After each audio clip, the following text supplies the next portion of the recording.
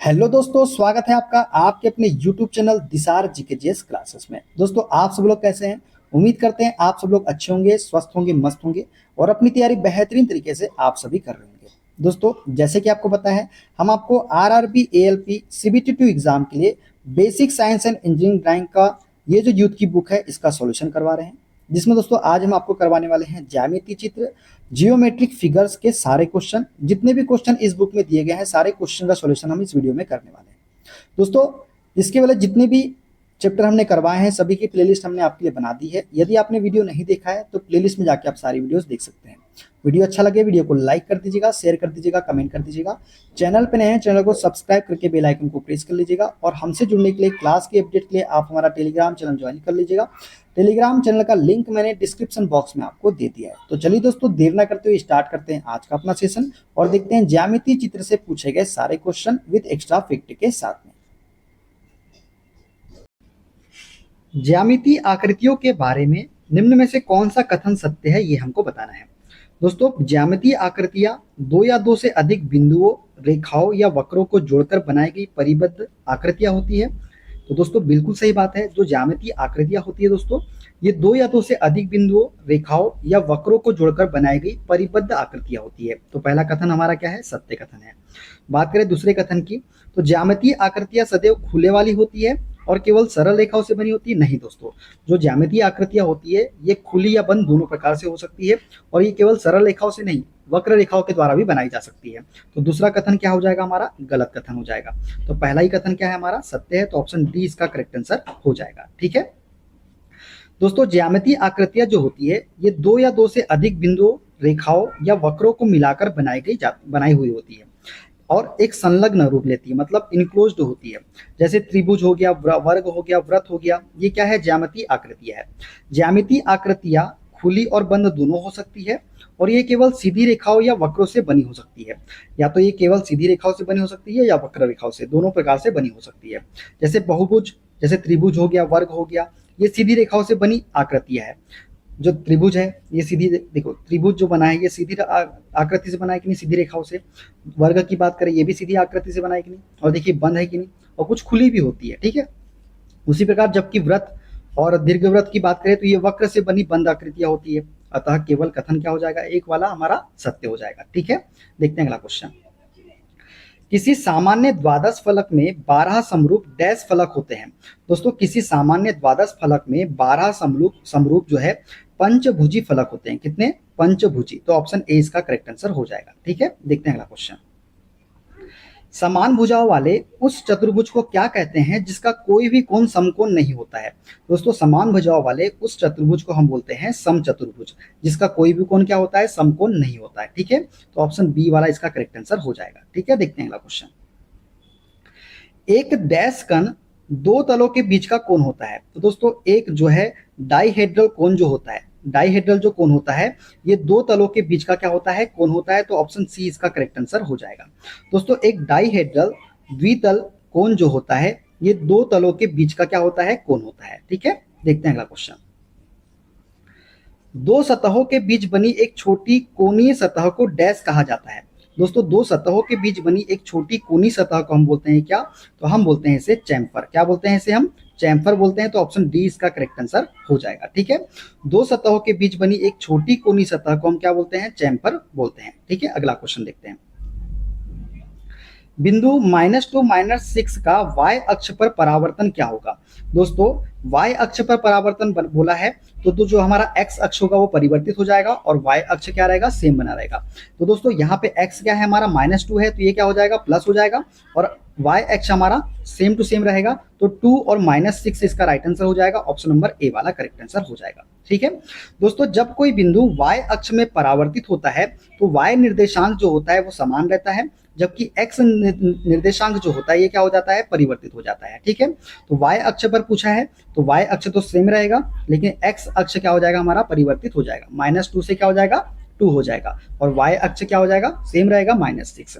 उसी प्रकार x अक्ष पे पूछ लिया दोस्तों आपको, तो x अक्ष में मान लीजिए आपसे पूछ लिया 3 और -4 में x अक्ष में परावर्तन क्या होगा? तो दोस्तों, x अक्ष हमारा वैसे ही रहेगा 3 और y अक्ष -4 है, तो ये क्या हो जाएगा? 4 हो जाएगा। ठीक है, तो ये याद रखना है आपको। ठीक है, देखते हैं अगला क्वेश्चन। डैश वक्र कर्व एक यौगिक वक्र है जिसमें दो वक्र होते हैं, स्पर्श रेखा के एक बिंदु पर जुड़ते हैं और एक समान स्पर्श रेखा के एक ही तरफ स्थित होते हैं। दोस्तों वक्र एक यौगिक वक्र है जिसमें दो वक्र होते हैं, स्पर्श रेखा के एक बिंदु पर जुड़ते हैं और एक समान स्पर्श रेखा के एक ही तरफ स्थित होते हैं, उसे हम बोलते हैं द्विज्या ओगी। ओगी हम उसे बोलते हैं। ओजी वक्र जो होता है एक यौगिक वक्र है जिसमें दो वक्र होते हैं, स्पर्श रेखा के एक बिंदु पर जुड़ते हैं और एक समान स्पर्श रेखा के एक ही तरफ क्या होते हैं, स्थित होते हैं। तो डी वाला इसका करेक्ट आंसर हो जाएगा। ठीक है, देखते हैं अगला क्वेश्चन। वह ठोस आकृति जिसकी आधार व सिरों के अनुसार विभिन्न भुजाएं होती है, तो उसे हम बोलते हैं दोस्तों प्रिज्म। प्रिज्म वह ठोस आकृति है जिसकी आधार व सिरों के अनुसार विभिन्न भुजाएं होती है। ठीक है दोस्तों, वे ठोस आकृति जिनकी आधार व सिरों के अनुसार विभिन्न भुजाएं होती है प्रिज्म कहलाता है। यदि प्रिज्म का आधार चतुर्भुज है तो चार सिराएं होगी और चार फलक भी होंगे, यानी आकृति पर ही फलकों की संख्या क्या होती है, निर्भर होती है। ठीक है, देखते हैं अगला क्वेश्चन। त्रिज्या से समकोण बनाकर परिधि को छूती हुई रेखा क्या कहलाती है? दोस्तों त्रिज्या से समकोण बनाकर परिधि को छूती हुई रेखा जो है ये कहलाती है हमारी स्पर्श रेखा। क्या कहलाती है? स्पर्श रेखा कहलाती है। किसी वृत्त की स्पर्श रेखा वृत्त को इस प्रकार छूती है कि वृत्त की केंद्र से बनी त्रिज्या और स्पर्श रेखा एक ही समकोण बनाती है। तो ये राइट आंसर क्या हो जाएगा हमारा, स्पर्श रेखा इसका हो जाएगा। ठीक है, देखते हैं अगला क्वेश्चन। सूची स्तंभ के सभी तिर्यक फलक कैसे होते हैं? दोस्तों सूची स्तंभ के मतलब पिरामिड के सभी तिर्यक फलक जो होते हैं ना, ये होते हैं त्रिभुजाकार। कैसे होते हैं? त्रिभुजाकार होते हैं सभी तिर्यक फलक। ठीक है, देखते हैं अगला। दोस्तों सूची स्तंभ पिरामिड की यदि बात करें तो सभी तिर्यक फलक जो है त्रिभुजाकार होते हैं। यह त्रिभुजाकार फलक आधार के मध्य से जाने वाली अक्ष के किसी बिंदु पर मिलती है। सूची स्तंभ का आधार एक बहुभुज होता है जिसके अनुसार इसका नामकरण किया जाता है। जो सूची स्तंभ पिरामिड का आधार होता है दोस्तों एक कैसा होता है, बहुभुज होता है। ये भी आपको याद रखना है। ठीक है, देखते हैं अगला क्वेश्चन। प्रिज्म के सभी ऊर्ध्वाधर फलक हमेशा होते हैं। दोस्तों प्रिज्म के सभी ऊर्ध्वाधर फलक हमेशा जो होते हैं वो कैसे होते हैं, आयताकार होते हैं। ये देखिए ये जो ऊर्ध्वाधर फलक आपको नजर आ रहे हैं ये कैसे होते हैं, हमेशा ये हमेशा आयताकार होते हैं। ठीक है, तो आपको याद रखना है प्रिज्म के सभी ऊर्ध्वाधर फलक हमेशा कैसे होते हैं, आयताकार होते हैं। ठीक है, प्रिज्म के सभी ऊर्ध्वाधर फलक हमेशा आयताकार होते हैं। प्रिज्म को उनके आधारों के बहुभुज की आकृति के अनुसार नाम दिया जाता है, जैसे त्रिभुजाकार प्रिज्म हो गया, वर्गाकार प्रिज्म हो गया, आयताकार प्रिज्म हो गया। प्रिज्म के नीचे एवं ऊपर दोनों के आधार या सिरे समान आकृति के क्या होते हैं, तो बहुभुज होते हैं। ये भी आपको याद रखना है। ठीक है, देखते हैं अगला क्वेश्चन। एक त्रिभुजाकार प्रिज्म में कुल कितनी सतहें होती है? दोस्तों एक त्रिभुजाकार प्रिज्म में कुल कितनी सतह होती है, तो 5 सतह होती है दोस्तों एक त्रिभुजाकार प्रिज्म में। कितनी? 5 सतह। तो दोस्तों त्रिभुजाकार प्रिज्म में कुल 5 सतह होती है। त्रिभुजाकार प्रिज्म में 2 सतह त्रिभुजाकार होती है तथा 3 सतह कैसी होती है, आयताकार होती है। तो ये आपको याद रखना है त्रिभुजाकार प्रिज्म के। ठीक है, देखते हैं अगला क्वेश्चन। एक वर्गाकार प्रिज्म में कुल कितनी सतह होती है? दोस्तों एक वर्गाकार प्रिज्म में कुल 6 सतह होती है। कितनी? 6 सतह होती है। तो वर्गाकार प्रिज्म में बोले तो आपको याद रखना है 6 सतह होती है वर्गाकार प्रिज्म में। ठीक है, एक वर्गाकार प्रिज्म में कुल 6 सतह होती है। इसमें 2 सतह वर्गाकार होती है और 4 सतह कैसी होती है, आयताकार होती है। तो ये भी आपको याद रखना है। ठीक है ना, देखते हैं अगला क्वेश्चन। एक समपंचभुजाकार प्रिज्म में कुल कितनी सतहें होती है? दोस्तों एक समपंचभुजाकार प्रिज्म में कुल सतह होती है 7। कितनी होती है? 7 होती है। दोस्तों एक समपंचभुजाकार प्रिज्म में कुल 7 सतहें होती है। इस प्रकार प्रिज्म में 2 सतहें आधार और सिर समपंचभुजाकार एवं 5 सतहें कैसी होती है, आयताकार होती है। ठीक है, देखते हैं अगला क्वेश्चन। एक समषटभुजाकार प्रिज्म में कुल कितनी सतह होती है? दोस्तों षटभुजाकार प्रिज्म में जो होती है 8 सतह। कितनी होती है? 8 सतह होती है समषटभुजाकार प्रिज्म में। दोस्तों एक समषटभुजाकार प्रिज्म में कुल 8 सतह होती है। समषटभुजाकार प्रिज्म में 2 सतह आधार एवं शीर्ष षटभुजाकार होते हैं एवं 6 सतह कैसी होती है, तो आयताकार होती है। ये भी आपको याद रखना है। ठीक है, देखते हैं अगला क्वेश्चन। कुछ ठोस सिंगल कवर्ड सतह सिंगल कर्व सरफेस से घिरे होते हैं। इन्हें अनरोल करने से कैसी सतह मिलती है? तो दोस्तों कुछ ठोस जो होते हैं ना ये सिंगल कवर्ड सतह से घिरे होते हैं। इन्हें अनरोल करने से हमें जो है कैसी, प्लेन सतह मिलती है। कैसी? प्लेन सतह प्राप्त होती है। तो ऑप्शन बी इसका करेक्ट आंसर हो जाएगा। दोस्तों सिंगल कवर्ड सतह से घिरे ठोस को यदि अनरोल किया जाए या खोला जाए तो एक प्लेन सतह हमको प्राप्त होती है। जब बेलन शंकु की सतह को खोला जाता है तब एक प्लेन सतह हमें प्राप्त होती है। जब बेलन या शंकु की सतह को खोलते हैं दोस्तों तो हमें क्या प्राप्त होता है, एक प्लेन सतह प्राप्त होता है। ठीक है, देखते हैं अगला क्वेश्चन। किस प्रकार के सॉलिड के अक्ष आधार पर लंब होता है? तो दोस्तों कौन से प्रकार के सॉलिड के अक्ष है जो आधार पर लंब होता है? तो इसे बोलते हैं राइट सॉलिड। राइट सॉलिड के अक्ष आधार पर कैसे होते हैं? लंब होते हैं। दोस्तों समकोण ठोस राइट सॉलिड के अक्ष अपने आधार पर क्या होते हैं? लंब होते हैं। उदाहरण की बात करें, प्रिज्म हो गया, शंकु, बेलन आदि क्या है इसके उदाहरण है। ऑब्लिक सॉलिड के अक्ष आधार से लंब न होकर किसी अन्य कोण पर कैसे होते हैं? झुके होते हैं। तो ये भी आपको याद रखना है। ठीक है, देखते हैं अगला क्वेश्चन। निम्न में से किस सॉलिड के आधार ज्योमेट्रिकल चित्र होते हैं? तो दोस्तों कौन से सॉलिड के आधार जो है ये ज्योमेट्रिकल मतलब आधार समान ज्योमेट्रिकल चित्र होते हैं? तो ये है हमारा रेगुलर सॉलिड। रेगुलर सॉलिड के आधार समान ज्योमेट्रिकल चित्र होते हैं। ठीक है दोस्तों, रेगुलर सॉलिड के आधार समान क्या होते हैं? ज्योमेट्रिकल चित्र होते हैं। उदाहरण की बात करें तो प्रिज्म इसका उदाहरण हो जाएगा। ठीक है, देखते हैं अगला क्वेश्चन। 3 से अधिक प्लेन्स या समतल सतहों से घिरे सॉलिड को क्या कहते हैं? दोस्तों 3 से अधिक प्लेन या समतल सतह से घिरे सॉलिड को हम क्या बोलते हैं? तो पॉलीहेड्रा बोलते हैं। क्या बोलते हैं इसे? हम पॉलीहेड्रा बोलते हैं। 3 से अधिक प्लेन्स या समतल सतह से घिरे सॉलिड को। 3 से अधिक समतल सतहों से घिरे ठोस को हम बोलते हैं पॉलीहेड्रा। जिन समतल सतहों से मिलकर पॉलीहेड्रा बने होते हैं उन्हें हम बोलते हैं फलक या फेस, और फलक के सिरे जहां पर मिलते हैं उन्हें हम क्या बोलते हैं? किनारे या फिर एज बोलते हैं। ठीक है, ये सभी बातें आपको याद रखना है। ठीक है, देखते हैं अगला क्वेश्चन। इस सॉलिड में समबाहु त्रिभुज के आकार के कुल 4 फेस होते हैं। दोस्तों कौन सा सॉलिड है जिसमें समबाहु त्रिभुज के आकार के कुल 4 फेस होते हैं? तो उसे हम बोलते हैं टेट्राहेड्रॉन। क्या बोलते हैं उसे? हम टेट्राहेड्रॉन जो बोलते हैं। इसका राइट आंसर हो जाएगा। दोस्तों जिस ठोस में समबाहु त्रिभुज के आकार के कुल 4 फेस होते हैं उन्हें टेट्राहेड्रॉन हम कहते हैं। क्या बोलते हैं उसे? हम टेट्राहेड्रॉन। ठीक है, देखते हैं अगला क्वेश्चन। चित्र में कुछ सॉलिड दिए गए हैं, इसमें से हेक्साहेड्रॉन चुनो। हेक्साहेड्रॉन हमको बताना है दोस्तों। तो हेक्साहेड्रॉन जो हो जाएगा वो हो जाएगा ऑप्शन नंबर बी वाला। कौन सा वाला? बी वाला। दोस्तों विकल्प बी में हेक्साहेड्रॉन को दिखाया गया है। हेक्साहेड्रॉन में 6 समान वर्गाकार फलक होते हैं। हेक्साहेड्रॉन को घन भी कहा जाता है। चित्र सी में ऑक्टाहेड्रॉन को दिखाया गया है। जो ये सी वाला चित्र है दोस्तों ये कौन सा है? ऑक्टाहेड्रॉन है। और जिसमें समबाहु त्रिभुज के आकार के कुल 8 कितने होते हैं? 8 फलक होते हैं। ऑक्टाहेड्रॉन में समबाहु त्रिभुज के आकार के कुल 8 फलक होते हैं। ये भी आपको याद रखना है। ठीक है, देखते हैं अगला क्वेश्चन। प्रिज्म के फेस इस आकृति के होते हैं। दोस्तों जो प्रिज्म के फेस होते हैं ना ये किस आकृति के होते हैं? तो ए और बी मतलब प्रिज्म के फलक आयताकार या वर्गाकार दोनों होते हैं। तो ए और बी इसका करेक्ट आंसर हो जाएगा। तो प्रिज्म के फेस वर्ग या आयत दोनों प्रकार की आकृति के होते हैं। ठीक है दोस्तों, प्रिज्म के फलक आयताकार या वर्गाकार दोनों होते हैं। इसके 2 फलक समान समान होते हैं जिन्हें हम आधार कहते हैं। यदि प्रिज्म का अक्ष लंब रूप में है तो इस प्रकार के प्रिज्म को नियमित प्रिज्म कहते हैं। यदि प्रिज्म का अक्ष किसी कोण पर झुका होता है तो त्रियक प्रिज्म कहलाता है। और प्रिज्म के फलक कैसे होते हैं? तो आयताकार होते हैं। ये आपको याद रखना है। ठीक है, देखते हैं अगला क्वेश्चन। प्रिज्म व पिरामिड के नाम कैसे रखे जाते हैं? तो दोस्तों प्रिज्म व पिरामिड के नाम जो है ना ये आधार के आकार के अनुसार रखे जाते हैं। किसके अनुसार? आधार के आकार के अनुसार। दोस्तों प्रिज्म व पिरामिड के नाम आधार के आकार के अनुसार रखे जाते हैं।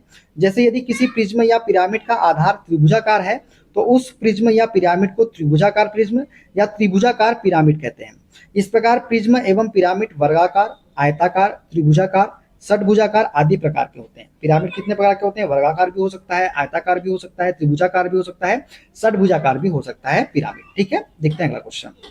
एक ही ऊंचाई तथा व्यास के बेलन व शंकु अपने अपने आधार पर भूमि पर स्थित हो तो क्षैतिज तल में प्राप्त इनके प्रक्षेप होंगे।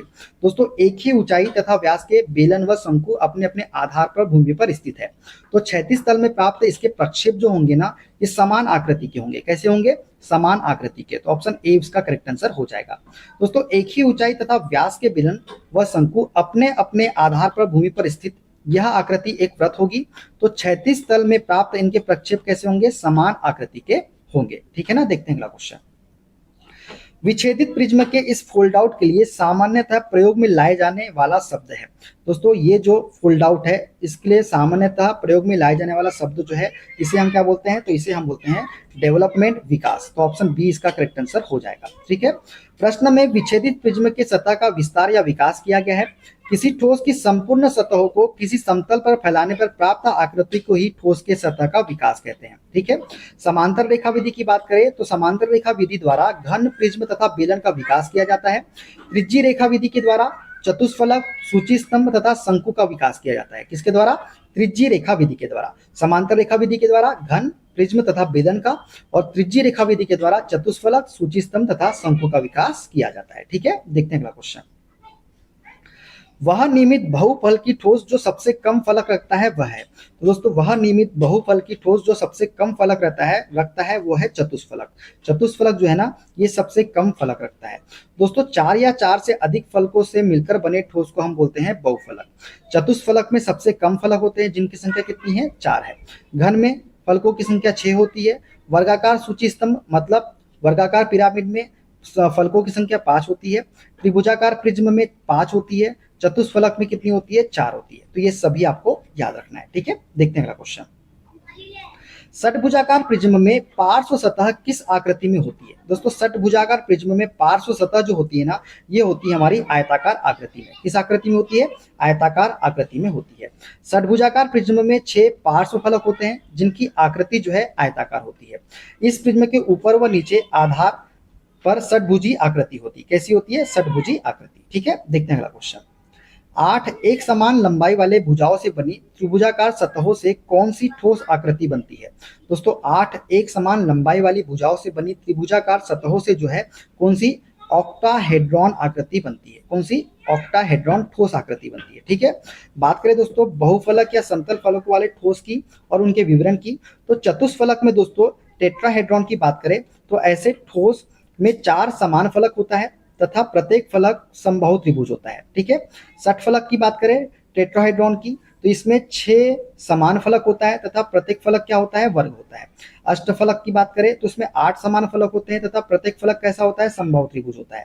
द्वादश फलक की बात करें तो इसमें 12 समान फलक होते हैं तथा प्रत्येक फलक एक ऐसा होता है सम पंचभुज होता है। तो ये सभी आपको याद रखने हैं। ठीक है, देखते हैं अगला क्वेश्चन। विपरीत भुजाएं बराबर और समांतर है और विपरीत कोण बराबर है परंतु विकर्ण बराबर नहीं है लेकिन एक दूसरे को विभाजित करते हैं। इसका सही नाम बताइए। तो इसे हम बोलते हैं समानांतर चतुर्भुज। कौन सा? समांतर चतुर्भुज। विपरीत भुजाएं इसमें बराबर व समांतर होते हैं, विपरीत कोण बराबर होते हैं लेकिन विकर्ण क्या होते हैं? बराबर नहीं होते हैं। इसके विकर्ण एक दूसरे को 2 बराबर भागों में बांटते हैं। वर्ग चारों भुजाएं समान होती है और प्रत्येक कोण कैसा होता है? वर्ग में समकोण होता है। वर्ग की चारों भुजाएं समान होती है और कोण कैसा होता है? समकोण होता है। ठीक है, देखते हैं अगला क्वेश्चन। वृत्त की परिधि के अंश को कहते हैं। दोस्तों वृत्त की परिधि के अंश को हम बोलते हैं चाप। क्या बोलते हैं? हम इसे चाप बोलते हैं। वृत्त की परिधि के अंश को चाप कहते हैं। वृत्त के चाप तथा उससे संबंधित जीवा से बने वृत्त के भाग को वृत्तखंड कहते हैं।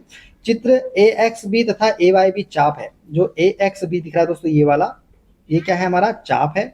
और AYB जो दिख रहा है ये वाला ये वाला भी क्या है? हमारा चाप है। जबकि AXBA मतलब AXBA, ये AXBA वाला दोस्तों, ये वाला AXBA जो है ये क्या है? वृत्तखंड है। क्या है? ये हमारा वृत्तखंड है। ठीक है, और उसी प्रकार AYBA भी क्या है? हमारा वृत्तखंड है तथा O क्या है? वृत्त का हमारा केंद्र हो जाएगा। ठीक है ना, देखते हैं अगला क्वेश्चन। एक वृत्त में डिग्री होती है दोस्तों, एक वृत्त में जो है 360 डिग्री होती है। कितनी? 360 डिग्री। दोस्तों सभी के बारे में देख लेते हैं। त्रिभुज में कितनी डिग्री होती है? तो 180 डिग्री होती है आंतरिक कोणों का योग। चतुर्भुज में आंतरिक कोणों का योग 360 डिग्री होता है। पंचभुज में 540 डिग्री होता है। षटभुज में 720 डिग्री होता है। ठीक है, तो ये सभी आपको याद रखना है। देखते हैं अगला क्वेश्चन। सभी वस्तु एक ज्यामितीय सतह से घिरे होते हैं। इन सतहों को विभिन्न प्रकार से वर्गीकृत कर सकते हैं। कौन सा ठोस सम सतह से घिरा होता है? तो कौन सा ठोस है जो सम सतह से घिरा होता है? उसे हम बोलते हैं पिरामिड। पिरामिड जो होता है दोस्तों ये सम सतह से घिरा होता है। दोस्तों सूची स्तंभ पिरामिड की बात करें तो सूची स्तंभ वे ठोस होते हैं जिनका आधार एक बहुभुज होता है तथा आधार की प्रत्येक कोर पर स्थित त्रिभुजाकार क्या होते हैं? फलक होते हैं। इसके आधार के मध्य बिंदु से जाने वाली किसी बिंदु पर मिलते हैं। ठीक है, इनके सभी त्रिभुजाकार फलक एक ही ज्यामिति के होते हैं। जो त्रिभुजाकार फलक होते हैं कैसे होते हैं? इनके एक ही ज्यामिति के होते हैं सूची स्तंभ पिरामिड में। ठीक है, देखते हैं अगला क्वेश्चन। वह आकृति जिसके शीर्ष के फेस लंबाई के बराबर है क्या कहलाती है? दोस्तों वह आकृति जिसके शीर्ष के फेस लंबाई के बराबर होते हैं उसे हम बोलते हैं समकोण ठोस आकृति। क्या बोलते हैं? उसे हम समकोण ठोस आकृति बोलते हैं। ठीक है, देखते हैं अगला क्वेश्चन। एक अष्टभुजी बहुभुज को कहते हैं दोस्तों, एक अष्टभुजी बहुभुज को हम बोलते हैं क्या, ऑक्टोगन। ऑक्टोगन जो है इसे हम बोलते हैं एक अष्टभुजी बहुभुज को। दोस्तों 8 भुजाओं वाले बहुभुज को अष्टभुज या ऑक्टोगन कहते हैं। इसके संपूर्ण कोण का मान 1080 डिग्री होता है। डेकागन में 10 भुजाएं होती है, हेक्सागन में 6 भुजाएं होती है और हेप्टागन में 7 भुजाएं होती है। ये सभी आपको याद रखना है, ठीक है। देखते हैं अगला क्वेश्चन। पिरामिड के फेस इस प्रकार आकार के होते हैं दोस्तों। पिरामिड के फेस जो होते हैं ना, ये समद्विबाहु त्रिभुज के आकार के होते हैं। अभी हमने बताया था ना, ये किस प्रकार के होते हैं, समद्विबाहु त्रिभुज के आकार के होते हैं पिरामिड के फलक। दोस्तों पिरामिड के फलक समद्विबाहु त्रिभुज आकार के होते हैं। पिरामिड के आधार के केंद्र से शीर्ष को मिलाने वाली काल्पनिक रेखा को हम अक्ष कहते हैं। दोस्तों पिरामिड के आधार के केंद्र से शीर्ष को मिलाने वाली काल्पनिक रेखा को हम क्या बोलते हैं, अक्ष कहते हैं, ठीक है ना। देखते हैं अगला क्वेश्चन। 12 भुजाओं वाले समबहुभुज के आंतरिक कोण का मान होता है। दोस्तों 12 भुजाओं वाले समबहुभुज के आंतरिक कोण का मान पूछा है, मतलब n बराबर हमको कितना दिया गया है, यहाँ पे 12 दिया गया है। और आंतरिक कोण का फॉर्मूला क्या होता है दोस्तों, ये होता है n into 2 minus 4 divided by n into 90। क्या होता है, n इंटू 2 मतलब ये यहाँ 2n minus 4 2n minus 4 divided by n into क्या होता है 90 डिग्री होता है, ठीक है। अब यहाँ पे n का मान कितना दिया है दोस्तों, हमको 12 दिया गया है, तो यहाँ करेंगे 2 into 12 minus 4 divided by 12 into 90। जब इसको सॉल्व करेंगे तो 24 में से 4 जाएंगे, कितना बचेगा 20, 20 बटे 12 इंटू 90। अब इसको सॉल्व करेंगे दोस्तों, कितना आ जाएगा, तो आ जाएगा 12 से 2 6 से काट दे, क्या 5 से 6 से काट देते हैं, 2 से काट, 2 छक 12 2 दहम 20, 6 से काट देंगे, 6 कट में 6 पंजे 30, तो 15 दहम 150। तो 150 डिग्री ऑप्शन नंबर सी वाला इसका करेक्ट आंसर हो जाएगा, ठीक है। तो 150 डिग्री आपको बनाना है। जब भी ऐसे पूछ ले तो आपको ये फॉर्मूला याद रखना है, 2n minus 4 divided by n into 90 degree, ठीक है ना। देखते हैं अगला क्वेश्चन। इस समबाहुभुज के कोनों के बिंदुओं को केंद्र से मिला दे तो समबाहु त्रिभुज बनती है। तो दोस्तों यदि षटभुज के कोनों के बिंदुओं को केंद्र से हम मिला दे तो समबाहु त्रिभुज क्या होता है, बन जाता है। तो ये राइट आंसर हो जाएगा ऑप्शन नंबर बी वाला, षटभुज वाला, ठीक है। षटभुज समबाहुभुज के कोनों के बिंदुओं को केंद्र से मिला दे तो समबाहु त्रिभुज बनता है, ठीक है ना। देखते हैं अगला क्वेश्चन। किसी शंकु या पिरामिड को उसके आधार के समानांतर काटकर उसके ऊपरी हिस्से को हटाने पर शेष निचले भाग को क्या कहते हैं। दोस्तों किसी शंकु या पिरामिड को उसके आधार के समानांतर काटकर उसके ऊपरी हिस्से को हटाने पर शेष निचले भाग को हम क्या बोलते हैं, तो उसे हम बोलते हैं फ्रस्टम। क्या बोलते हैं, उसे हम फ्रस्टम बोलते हैं, मतलब छिन्नक बोलते हैं। किसी भी शंकु या पिरामिड सूची स्तंभ को उसके आधार के समानांतर काटकर उसके ऊपरी के भाग को हटा देने पर बचा शेष निचला भाग फ्रस्टम मतलब छिन्नक कहलाता है, ठीक है ना। देखते हैं अगला क्वेश्चन। एक बहुभुज के आंतरिक कोण और बाहरी कोण का योग होता है। दोस्तों एक बहुभुज के आंतरिक कोण और बाहरी कोण का योग जो होता है ये होता है 180 डिग्री। कितना होता है, 180 डिग्री होता है। Internal angle plus external angle is equal to क्या होता है, 180 डिग्री होता है, ठीक है ना। किसी भी बहुभुज के आंतरिक व बाह्य कोणों का योग 180 डिग्री होता है। जैसे किसी पंचभुज का आंतरिक कोण 108 और बाह्य कोण क्या हो जाएगा, 72 डिग्री होता है, ठीक है। तो आंतरिक कोण प्लस बाह्य कोण जोड़ेंगे तो कितना हो जाएगा, 180 डिग्री के बराबर हो जाएगा, ठीक है ना। देखते हैं अगला क्वेश्चन। दिए गए ड्राइंग में पेंटागोनल पिरामिड पहचानिए। दोस्तों पेंटागोनल पिरामिड की बात करें तो इसका राइट आंसर हो जाएगा ऑप्शन नंबर सी वाला। ये जो दिख रहा है आपको ये क्या है, पेंटागोनल, ठीक है। देखिए 1 2 3 4 5, तो ये क्या है, पेंटागोनल है, ठीक है। दोस्तों त्रिभुजाकार पिरामिड का चित्र होता है ये वाला, ये है त्रिभुजाकार पिरामिड। वर्गाकार पिरामिड की बात करें तो ये है हमारा वर्गाकार पिरामिड, ठीक है। तो ये बात करें दोस्तों ये कौन सा है, तो ये है षटभुजाकार, 6 भुजा है ना, 1 2 3 4 5 6, तो इसे हम बोलेंगे षटभुजाकार पिरामिड। और ये क्या है हमारा, पेंटागोनल पिरामिड है, ठीक है ना। देखते हैं अगला क्वेश्चन। एक समबहुभुज के बाह्य कोणों का योग होता है। दोस्तों एक समबहुभुज के बाह्य कोणों का योग जो होता है वो 360 डिग्री होता है। कितना होता है, 360 डिग्री। एक समबहुभुज के बाह्य कोणों का योग 360 डिग्री होता है। एक समबहुभुज के प्रत्येक बाह्य कोण का मान कैसे निकालते हैं, तो 360 बाई n से निकालते हैं। किसके द्वारा निकालते हैं, 360 बाई n के द्वारा, जहां n जो है क्या है, ये बहुभुज के भुजाओं की संख्या है, ठीक है। किसी बहुभुज त्रिभुज या चतुर्भुज को छोड़कर के अंतः कोणों का योगफल बाह्य कोणों के योगफल से कैसा होता है, बड़ा होता है। किसको छोड़कर, त्रिभुज एवं चतुर्भुज को छोड़कर किसी भी बहुभुज के अंतः कोणों का योगफल जो होता है वो बाह्य कोणों के योगफल से कैसा होता है, बड़ा होता है, ठीक है। देखते हैं अगला क्वेश्चन। बहुभुज को उनकी भुजाओं की संख्या के आधार पर जाना जाता है। निम्न में से कौन सपाट चित्र हेप्टागोन है? तो हेप्टागोन का चित्र कौन सा है दोस्तों? ये हो जाएगा ऑप्शन नंबर सी वाला, ये जो है हेप्टागोन है। दोस्तों चित्र सी में प्रदर्शित बहुभुज एक सप्तभुज है। सप्तभुज के आंतरिक कोणों का योग 900 डिग्री होता है। सप्तभुज के प्रत्येक का आंतरिक कोण जो होता है ये होता है 128.57 डिग्री, और सप्तभुज के प्रत्येक बाह्य कोण का मान होता है 51.5 डिग्री। ठीक है, ये सभी आपको याद रखना है। देखते हैं अगला क्वेश्चन। घन के सभी फलक कैसे होते हैं? दोस्तों घन के सभी फलक जो होते हैं ये वर्गाकार होते हैं। क्या होते हैं? वर्गाकार होते हैं घन के सभी फलक। ठीक है, देखते हैं अगला क्वेश्चन। बहुभुज अपनी भुजाओं की संख्या द्वारा जाने जाते हैं। निम्न में से कौन सी समतल आकृति नौभुज है? जिसमें 9 भुजा होगी, नौभुज है दोस्तों। तो देखिए यहाँ पे 1 2 3 4 5 6 7 8 9, तो यही क्या है हमारा? नौभुज है। ये क्या है? 1 2 3 4 5 6, ये षटभुज है। और ये बात करें 1 2 3 4 5 6 7, ये सप्तभुज है। इसके बाद करें 1 2 3 4 5 6 7 8 9 10, ये क्या हो जाएगा हमारा? 10 भुज, है ना। तो समतल वह समतल आकृति जो 9 सरल रेखाओं से आबद्ध होती है नौभुज कहलाती है। और नौभुज की प्रत्येक भुजा बराबर तथा 2 संलग्न भुजाएं लगभग 140 डिग्री पर क्या होती है? झुकी होती है। ठीक है ना। देखते हैं अगला क्वेश्चन। एक द्वादश फलक में फलकों की संख्या होती है। एक द्वादश फलक में फलक की संख्या जो होती है दोस्तों वो कितनी होती है? वो होती है 12। दोस्तों ज्यामिति ठोस और फलक की संख्या की बात करें तो द्वादश फलक में फलकों की संख्या कितनी होती है? 12 होती है। 20 फलक मतलब 20 फलक में 20 होती है। अष्टफलक में 8 होती है। ठीक है, देखते हैं अगला क्वेश्चन। एक वर्गाकार प्रिज्म में कितनी सतह होती है? दोस्तों एक वर्गाकार प्रिज्म में टोटल होती है 4 सतह। कितनी सतह होती है? 4 सतह होती है। वर्गाकार प्रिज्म में कुल 6 फलक होते हैं, जिसमें 4 फलक प्रिज्म के अक्ष के समांतर होते हैं तथा 2 फलक आधार के फलक होते हैं, जिनकी आकृति कैसी होती है? वर्गाकार होती है। ठीक है ना। देखते हैं अगला क्वेश्चन। डैश के मापन के लिए केवल आकृति की चक्रिता निर्धारित की जाती है। दोस्तों किसके मापन के लिए आकृति की चक्रिता निर्धारित की जाती है? तो गोलाई को मापने के लिए जो है दोस्तों आकृति की चक्रिता निर्धारित की जाती है। दोस्तों गोलाई के मापन के लिए केवल आकृति की चक्रिता निर्धारित की जाती है। किसी सतह की घूर्णन स्थिति को गोलीयता कहते हैं। किसी भी सतह की घूर्णन स्थिति क्या कहलाती है? चक्रीयता कहलाती है। ठीक, मतलब गोलीयता कहलाती है। जैसे सिलेंडर हो गया, कोई या गोला हो गया।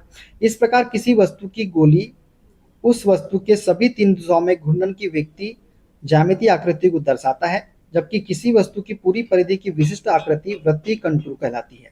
दोस्तों किसी वस्तु की गोलाई उस वस्तु के सभी 3 दिशाओं में घूर्णन की स्थिर ज्यामितीय आकृति को दर्शाता है, जबकि किसी वस्तु की पूरी परिधि की विशिष्ट आकृति जो है वृत्तीय कंटूर कहलाती है। ठीक है, ये आपको याद रखना है। देखते हैं अगला क्वेश्चन। ज्यामितीय प्रतिरूप के मानचित्रण में डैश सम्मिलित है। दोस्तों ज्यामितीय प्रतिरूप के मानचित्रण में सम्मिलित कौन सा है? ये है हमारा अनुवाद की मानचित्रण और घूर्णी मानचित्रण दोनों। ये जो दोनों है दोस्तों ये ज्यामितीय प्रतिरूप के मानचित्रण में क्या होते हैं? सम्मिलित होते हैं। ठीक है, देखते हैं अगला क्वेश्चन। ड्राइंग में गोले की त्रिज्या डैश प्रतीक द्वारा घोषित की जाती है, दर्शाई जाती है। तो दोस्तों ड्राइंग में गोले की त्रिज्या जो है ये एस आर के द्वारा, स्फेरिकल रेडियस के द्वारा, इस प्रतीक के द्वारा क्या की जाती है? प्रदर्शित की जाती है। तो ऑप्शन नंबर बी वाला इसका करेक्ट आंसर हो जाएगा। दोस्तों ड्राइंग में गोले की त्रिज्या एस आर प्रतीक द्वारा प्रदर्शित की जाती है, योजित की जाती है, जबकि वृत्त की त्रिज्या को पाई आर से प्रदर्शित किया जाता है। किसके द्वारा? पाई आर से वृत्त की त्रिज्या को। ठीक है, देखते हैं अगला क्वेश्चन। सतह फिनिश को डैश प्रतीक द्वारा विनिर्दिष्ट किया जाता है। दोस्तों सतह फिनिश को जो है किसके द्वारा? त्रिकोण के द्वारा। त्रिकोण के द्वारा विनिर्दिष्ट किया जाता है सतह फिनिश को। ठीक है दोस्तों, सतह फिनिश की बात करें तो ए जो है रफनेस आर ए का माइक्रो में मान, बी जो है उत्पादन विधि या उपचार या कोटिंग विधि बोलते हैं इसे हम, सी जो है नमूना की लंबाई, और डी लेआउट की दिशा, और ई जो होती है मशीनन छूट होती है, और एफ जो है अन्य रफनेस के लिए होता है। ठीक है, तो ये सभी आपको याद रखना है। देखते हैं अगला क्वेश्चन। निम्न में से किस आरेखन प्रतीक में आधार नहीं है? तो दोस्तों किस आरेखन प्रतीक में आधार नहीं होता है? तो ये है दोस्तों समतलता। समतलता में जो होता है आरेखन में प्रतीक आधार नहीं है। ठीक है, किस आरेखन में प्रतीक आधार नहीं है? तो ये हो जाएगा हमारा समतलता। तो 352 का आंसर क्या हो जाएगा दोस्तों? हमारा ऑप्शन नंबर डी समतलता हो जाएगा। ठीक है ना, क्लियर। चलिए आगे बढ़ते हैं नेक्स्ट क्वेश्चन की ओर।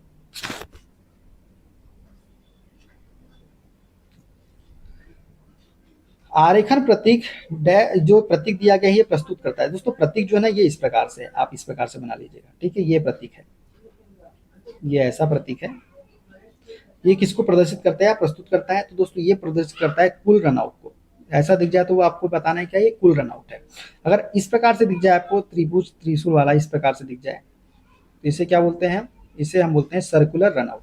क्या बोलते हैं? Circular run out. ठीक है, इस प्रकार से दिया गया है तो इसे हम बोलेंगे कुल रनआउट। ठीक है, देखते हैं अगला क्वेश्चन। अपेक्षाधिक विमा डैश है। दोस्तों अपेक्षा अधिक विमा जो होती है ये होती है हमारी कौन सी? अनावश्यक विमा। अपेक्षा अधिक विमा जो होती है ये कैसी होती है? ये अनावश्यक विमा कहलाती है। तो ऑप्शन नंबर सी वाला इसका करेक्ट आंसर हो जाएगा। ठीक है दोस्तों, ये है हमारा डायमेंशन लाइन और इसका फिगर। ये है लीनियर डायमेंशन, इसे हम क्या बोलते हैं? Linear dimension. ये है अलाइन डायमेंशन, देखिए इस प्रकार से जो दिखेगा अलाइन डायमेंशन।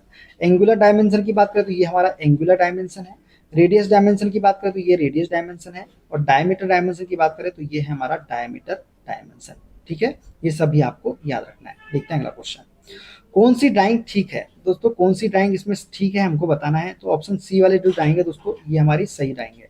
बाकी ए वाली गलत है, बी वाली भी गलत है, डी वाली गलत है। ठीक है, आर्क दिखाने की सही विधि है दोस्तों ऑप्शन नंबर सी वाली। तो सी इसका करेक्ट आंसर हो जाएगा। रेडियस लिखने की सही विधि कौन सी है? दोस्तों रेडियस लिखने की सही विधि जो है ये हो जाएगी हमारी कौन सी? Option number C R40। ये जो है ऑप्शन सी ये रेडियस लिखने की सही विधि है। दोस्तों रेडियस लिखने की सही विधि है R40। 40R गलत विधि है, 40 स्मॉल r गलत विधि है, R40 सही विधि है और R बराबर 40 ये भी क्या है? हमारी गलत विधि है। तो सही विधि कौन सी हो जाएगी? R40। ठीक है, तो रेडियस लिखने की सही विधि R40 वाली ऑप्शन सी करेक्ट आंसर हो जाएगा। ठीक है, देखते हैं अगला क्वेश्चन। गोलीय त्रिज्या दर्शाने का सही विधि चुनो। दोस्तों गोलीय त्रिज्या मतलब स्फेरिकल रेडियस को दर्शाने की सही विधि जो होती है वो होती है SR30। ये जो दिख रहा है आपको ऑप्शन नंबर डी ये जो है करेक्ट आंसर हो जाएगा। गोलीय त्रिज्या जो है इसको SR30 के रूप में दर्शाया जाता है। दोस्तों व्यास बोले तो पाई के रूप में दर्शाते हैं व्यास को। आर जो होता है त्रिज्या को दर्शाता है, SR गोलाकार त्रिज्या को दर्शाता है और ये जो है ये वर्ग को दर्शाता है और S5 जो है ये गोलाकार व्यास को दर्शाता है। यदि आपको S5 नजर आए तो इसे क्या बोलेंगे? हम गोलाकार व्यास बोलेंगे। ठीक है, देखते हैं अगला क्वेश्चन। किसी गोले के व्यास को दर्शाने की सही विधि अभी हमने बताया। किसी गोले के व्यास को दर्शाने की सही विधि क्या है? S560 S5। तो S5 जो है इसका करेक्ट आंसर हो जाएगा ऑप्शन नंबर ए वाला। किसी गोले के व्यास को दर्शाने की सही विधि है दोस्तों S560। ठीक है, देखते हैं अगला क्वेश्चन। SP 46 2003 के अनुसार एक आयताकार सेक्शन की छड़ का संकेत होता है। दोस्तों एक आयताकार सेक्शन की छड़ का संकेत जो होता है वो है ऑप्शन नंबर बी। यही तो आयताकार है, बी वाला करेक्ट आंसर हो जाएगा। ये है जो तो दोस्तों ये वर्गाकार ठोस काट है। कौन सा? वर्गाकार। बात करें आयताकार ठोस काट की तो ये आयताकार ठोस काट हो जाएगा। ठीक है, ये है त्रिभुजाकार ठोस काट। ठीक है, और ये वाला कौन सा है? ये अर्धवृत्ताकार ठोस काट है। और अगर से आपको ऐसा दिख जाए गोले के अंदर तो इसे हम बोलते हैं वृत्ताकार ठोस काट। क्या बोलते हैं इसे? हम वृत्ताकार ठोस काट बोलते हैं। ठीक है, देखते हैं अगला क्वेश्चन। पिरामिड जिस बिंदु पर सभी त्रिभुजाकार सतहें मिलती है क्या कहलाती है? पिरामिड में जिस बिंदु पर सभी त्रिभुजाकार सतहें मिलती है वे क्या कहलाती है? तो वे एपेक्स कहलाती है। क्या कहलाती है? एपेक्स कहलाती है। पिरामिड सूची स्तंभ के वे ठोस होते हैं जिनका आधार एक क्या होता है? बहुभुज होता है तथा आधार की प्रत्येक कोर पर स्थित त्रिभुजाकार फलक इसके आधार के मध्य बिंदु से जाने वाली अक्ष पर किसी बिंदु पर मिलते हैं। इस बिंदु को हम बोलते हैं शीर्ष बिंदु या फिर एपेक्स। क्या बोलते हैं इसे? हम शीर्ष बिंदु बोलते हैं या फिर एपेक्स इसे हम बोलते हैं। ठीक है, देखते हैं अगला क्वेश्चन। एंगुलर माप लिखने की विधि का नाम बताइए। दोस्तों ये जो माप दिख रहा है आपको एंगुलर माप लिखा गया है इसमें, ये कौन सी विधि है जिसमें ये दर्शाया गया है? तो दोस्तों सभी तीर के निशान देखिए बाहर की ओर है। तो बाहर की ओर है मतलब ये अलाइंड सिस्टम है दोस्तों। कौन सा सिस्टम है? ये अलाइंड सिस्टम। दिए गए चित्र में अलाइंड सिस्टम विधि द्वारा एंगुलर माप को लिखा गया है। ठीक है दोस्तों, अलाइंड विमांकन विधि में विमा रेखा टूटी नहीं होती बल्कि सभी विमाओं की माप सदैव विमा रेखा के ऊपर लिखा जाता है। अलाइंड विमांकन विधि में विमाओं को पढ़ने के लिए आरेखन को घुमाना पड़ता है, इसलिए विमांकन का प्रयोग कम किया जाता है। ये जो अलाइंड सिस्टम है दोस्तों इसका प्रयोग बहुत ही कम किया जाता है क्योंकि इसको पढ़ने के लिए आरेखन को क्या करना पड़ता है? घुमाना पड़ता है, इस वजह से। ठीक है, देखते हैं अगला क्वेश्चन। द्विबिंदु संदर्भ को डैश भी कहा जाता है। दोस्तों द्विबिंदु संदर्भ को क्या बोलते हैं? तो इसे हम बोलते हैं कोणीय संदर्भ। क्या बोलते हैं इसे? हम कोणीय संदर्भ बोलते हैं, एंगुलर पर्सपेक्टिव बोलते हैं किसे? द्विबिंदु संदर्भ को। तो ऑप्शन डी इसका करेक्ट आंसर हो जाएगा। ठीक है, देखते हैं अगला क्वेश्चन। इस चिन्ह में सूचित ज्यामिति विशिष्टता ज्योमेट्रिकल कैरेक्टरिस्टिक की पहचान करें। दोस्तों ये जो दिया है इसे हम क्या बोलते हैं, तो इसे हम बोलते हैं चपटापन। क्या बोलते हैं इसे हम? चपटापन बोलते हैं। तो ऑप्शन बी इसका करेक्ट आंसर हो जाएगा। ठीक है, देखते हैं अगला क्वेश्चन। सभी के बारे में देख लेते हैं। देखो दोस्तों, अगर आपको ऐसा दिखाई दे तीर की तरह, सीधी लाइन की तरह, तो इसे हम बोलते हैं सीधापन। इस प्रकार से दिख जाए आपको, इसे बोलते हैं चपटापन। और इस प्रकार से दिख जाए व्रत के रूप में, तो इसे व्रताकार बोलते हैं। और इस प्रकार से कोई आकृति आपको नजर आ जाए तो इसे बेलनाकृति बोलते हैं। दोस्तों एक रेखा की रूपरेखा, इसके लिए इसका उपयोग करते हैं, और एक सतह की रूपरेखा के लिए इसका प्रयोग करते हैं। ठीक है, देखते हैं अगला क्वेश्चन। विमांकित चित्र के किस भाग में त्रुटि है? दोस्तों विमांकित चित्र दिया गया है, इसके किस भाग में त्रुटि है ये हमको बताना है। तो दोस्तों 1 2 1 3 4, ये जो है 1 3 4, ये भी गलत है दोस्तों, ये भी गलत है दोस्तों, और ये भी गलत है दोस्तों।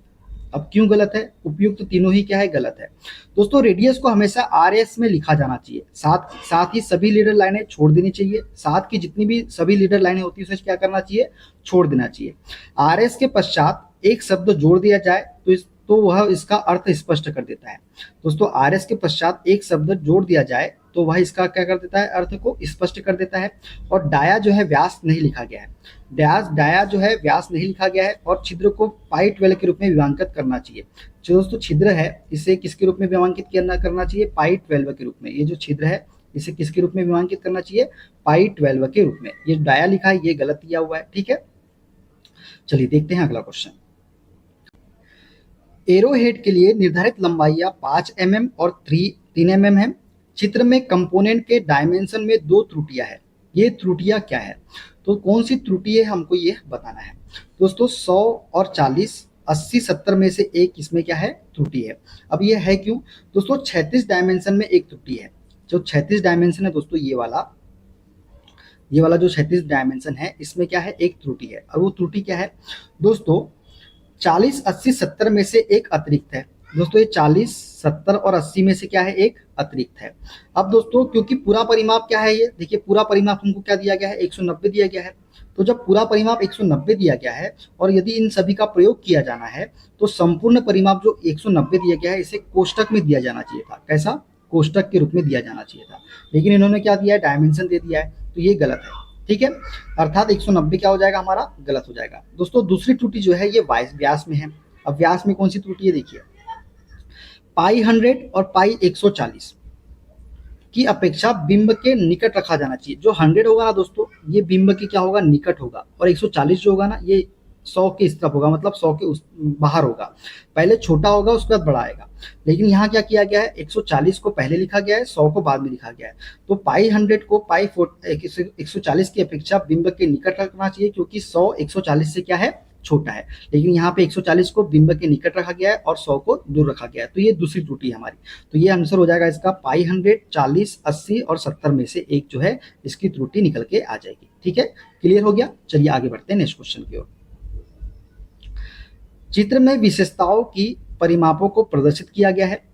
अंकों को सही मानते हुए विशेषताओं की सही विमांकित चित्र कौन सा है, सही विमांकन चित्र कौन सा है, ये हमको बताना है। तो दोस्तों पांचवा वाला चित्र जो दिख रहा है आपको, ये वाला देखिए, थोड़ा जूम कर देते हैं हम आपके लिए। पांचवा वाला चित्र जो दिख रहा है आपको, ये वाला, ये जो है हमारा सही है।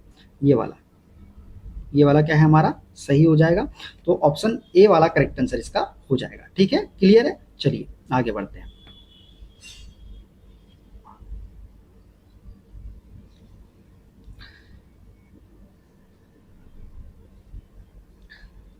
चित्र मिलीमीटर मोटी माइल्ड स्टील की प्लेट से बने एक कंपोनेंट को प्रदर्शित करता है। चित्र में कितने अवस्थित आयाम हैं? अवस्थित आयाम हमको बताना है दोस्तों, कितने हैं। तो दोस्तों अवस्थित आयाम है हमारे कितने, दो जो आयाम है ये कैसे हैं, अवस्थित है।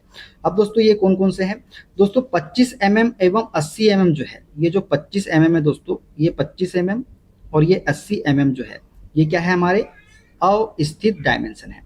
15 mm की मोटाई निर्दिष्ट करने के उपरांत कंपोनेंट की डायमेंशन के लिए दूसरे बिंबों की आवश्यकता नहीं है। दोस्तों जब हमने 15 mm का मोटाई निर्दिष्ट कर दिया है तो इसके उपरांत जो है कंपोनेंट की डायमेंशन के लिए दूसरे बिंब की आवश्यकता हमको नहीं पड़ना चाहिए। तो जो गलत है, कितने अवस्थित आयाम है, तो ये 25 वाला अवस्थित है और ये 80 वाला जो है ये अवस्थित आयाम है। ठीक है, देखते हैं अगला क्वेश्चन। चित्र में प्रदर्शित 10 mm मोटी आकार की माइल्ड स्टील की प्लेट को पूरी तरह विमांकित किया गया है। इस चित्र में कितने लोकेशन डायमेंशन है? दोस्तों लोकेशन डायमेंशन कितने हैं यहाँ पे? तो 3 जो है लोकेशन डायमेंशन है। कौन कौन से? एक तो 15 mm वाला, एक तो कौन सा हो जाएगा 15 mm वाला, ये जो दिख रहा है आपको, ये लोकेशन डायमेंशन है। एक 30 रिम्ड होल लोकेट करने के लिए 25 mm, ये देखिए ये वाला 30 रिम लोकेट करने के लिए 25 mm, और सीधे तथा ढलुआ भाग के मिलान बिंदु को अवस्थित करने के लिए 35 mm। जो 35 mm है दोस्तों, वो भी क्या हो जाएगा हमारा, ये वाला 35 mm, ये भी क्या है हमारा लोकेशन डायमेंशन है। ठीक है, तो ये हो जाएगा 3 डायमेंशन जो है ये लोकेशन डायमेंशन कहलाएंगे। क्लियर है दोस्तों? चलिए आगे बढ़ते हैं नेक्स्ट क्वेश्चन की ओर। विमांकित चित्र के किस भाग में त्रुटि है? दोस्तों विमांकित चित्र के किस भाग में त्रुटि है ये हमको बताना है। तो दोस्तों कौन से भाग में त्रुटि है? तो पहले और दूसरे भाग में। ये जो है पहला भाग और ये दूसरा भाग, इसमें क्या है, त्रुटि है। अब त्रुटि क्यों है दोस्तों, बताइए। इसमें त्रुटि इसलिए है दोस्तों, कोई बड़ी त्रुटि नहीं है, यद्यपि प्रदत्त क्षेत्र में डायमेंशन अनदेखा किया जाना चाहिए। इसे दाहिने तरफ की बजाय बाएं तरफ से पढ़ा जाना चाहिए। दोस्तों इसको दाहिने तरफ की जगह कहां से पढ़ा जाना चाहिए? बाएं तरफ से पढ़ा जाना चाहिए। यही क्या है, इसकी त्रुटि है। ठीक है, तो ऑप्शन सी वाला इसका करेक्ट आंसर हो जाएगा, पहला और दूसरा दोनों में। ठीक है, देखते हैं अगला क्वेश्चन। विमांकित चित्र के किस भाग में त्रुटि है? दोस्तों विमांकित चित्र के किस भाग में त्रुटि है? तो दोस्तों ये है हमारे पहले भाग में त्रुटि। किसमें? इसमें, ये वाला भाग जो है इसमें क्या है, हमारी त्रुटि है। दोस्तों कोणीय माप डिग्री में होना चाहिए, ना कि रेडियंस में। यहाँ पे क्या दिया गया है हमको, रेडियन में दिया गया है, तो यही क्या है, हमारी त्रुटि है। ठीक है, देखते हैं अगला क्वेश्चन। विमांकित चित्र के किस भाग में त्रुटि है? अब बताइए किस भाग में त्रुटि है यहाँ पे। तो दोस्तों उपयुक्त तीनों में ही जो है त्रुटि है, पहला, दूसरा और तीसरा। पहला, दूसरा और तीसरा, इन तीनों ही भाग में क्या है, हमारी त्रुटि है। चौथा सही है दोस्तों, ये वाली त्रुटि है, ये वाली त्रुटि है, ये भी त्रुटि है, ये वाला जो है ये तो सही है दोस्तों। ठीक है, तो 20, 30 और 20 इन दोनों ही में क्या है, त्रुटि होना चाहिए। दोस्तों क्यों त्रुटि है? क्योंकि जो डायमेंशन है ना, ये बाहर की ओर होना चाहिए, ना कि अंदर की ओर। तो दोस्तों देखिए डायमेंशन बगल में रखा गया है, सभी को बगल में, ये बाहर की ओर होना चाहिए दोस्तों। कहाँ पे? बाहर की ओर, लेकिन ये क्या है, अंदर की ओर है। तो सभी डायमेंशन कंपोनेंट ड्राइंग बाहर होने चाहिए और पुर्जों के बगल में रखे जाना चाहिए, ना कि अंदर की तरफ। ठीक है, देखते हैं अगला क्वेश्चन। नीचे चित्र में प्रदर्शित 3 mm मोटे टेम्पलेट को बुरी तरह विमांकित किया गया है। कितने डायमेंशंस गलत तरीके से दिखाए गए हैं ये हमको बताना है। अब दोस्तों इसमें जो गलत डायमेंशंस है उसकी संख्या हमको बताना है। तो दोस्तों 8 डायमेंशन जो है ना, इसमें गलत तरीके से दिखाए गए हैं। सबसे पहला तो देखिए, सबसे पहले 38, ये वाला डायमेंशन गलत है। उसके बाद है दोस्तों हमारा गलत 32 वाला भी गलत है। कौन सा गलत है? 32 वाला। 32 नहीं, 32 वाला सही है दोस्तों। ये 10 वाला गलत है, दूसरा हो गया, ये पहला हो गया, ये दूसरा हो गया। ये तीसरा डायमेंशन गलत है हमारा। और ये 45 ऊपर ऊपर होना चाहिए, ना कि नीचे, तो ये चौथा गलत हो गया। 15 नीचे होना चाहिए, 5वां गलत हो गया। ये 6वां गलत हो गया। ये हमारा 7वां गलत हो गया। और ये 10 जो दिया गया, ये 8वां गलत हो गया। तो 8 डायमेंशन इसमें गलत तरीके से दिखाए गए हैं। इस डायमेंशन को दर्शाना होता दोस्तों 6 डायमेंशन का प्रयोग करके इसको दर्शाया जा सकता था। ठीक है, तो उपयुक्त चित्र में 8 डायमेंशन क्या दिखाए गए हैं, गलत दिखाए गए हैं। ठीक है ना, चलिए देखते हैं अगला क्वेश्चन।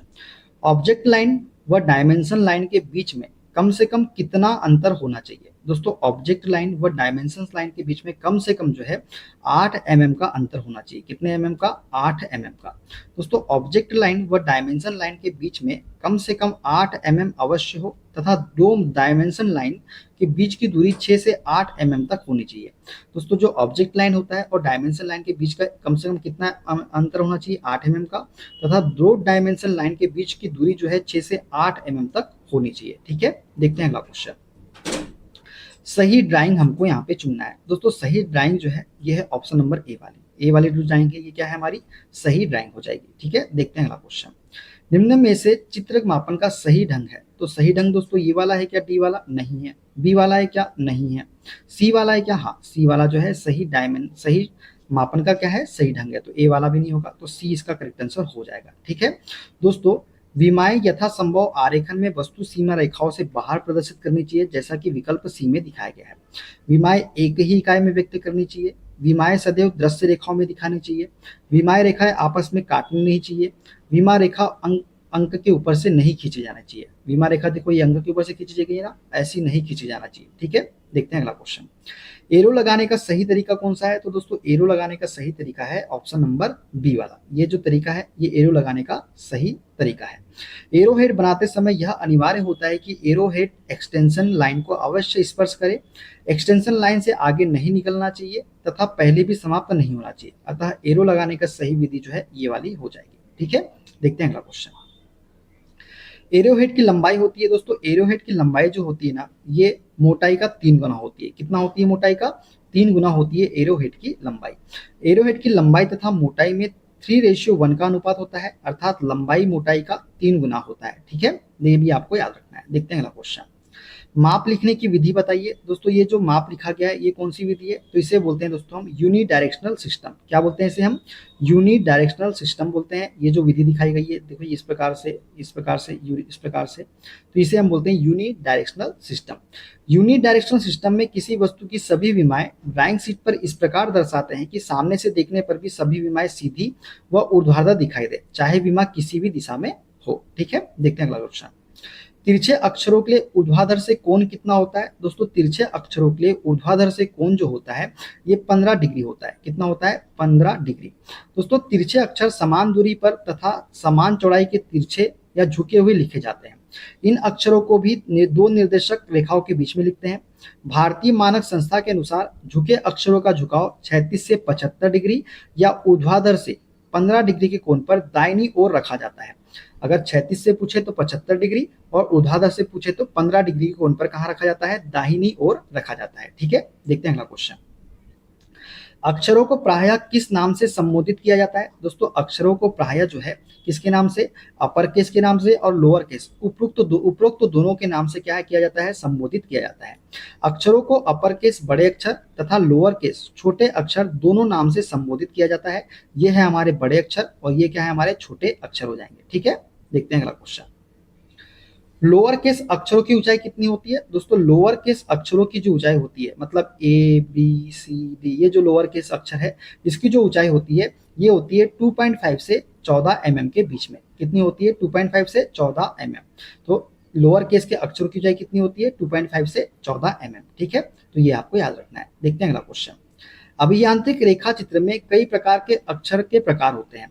अक्षर A B C D E F G के प्रकार का नाम बताइए। ये जो आपको दिख रहा है दोस्तों प्रकार, इसे हम क्या बोलते हैं? तो इसे हम बोलते हैं गोथिक।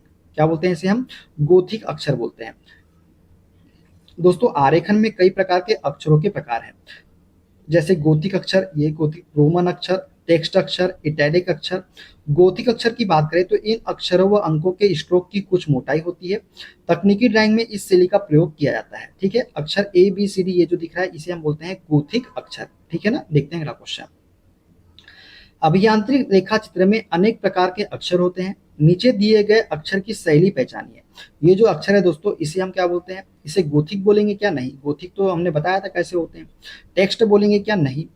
इटैलिक बोलेंगे? इटैलिक तो तिरछे दिखेंगे तो इसे हम इटैलिक बोलेंगे, तो इटैलिक भी नहीं होगा। तो ये है दोस्तों हमारे रोमन अक्षर, इसे क्या बोलते हैं हम? रोमन अक्षर बोलते हैं। प्रश्न में दिए गए बड़े अक्षर तथा छोटे अक्षर दोनों ही रोमन शैली के अक्षर हो जाएंगे। ठीक है, देखते हैं अगला क्वेश्चन।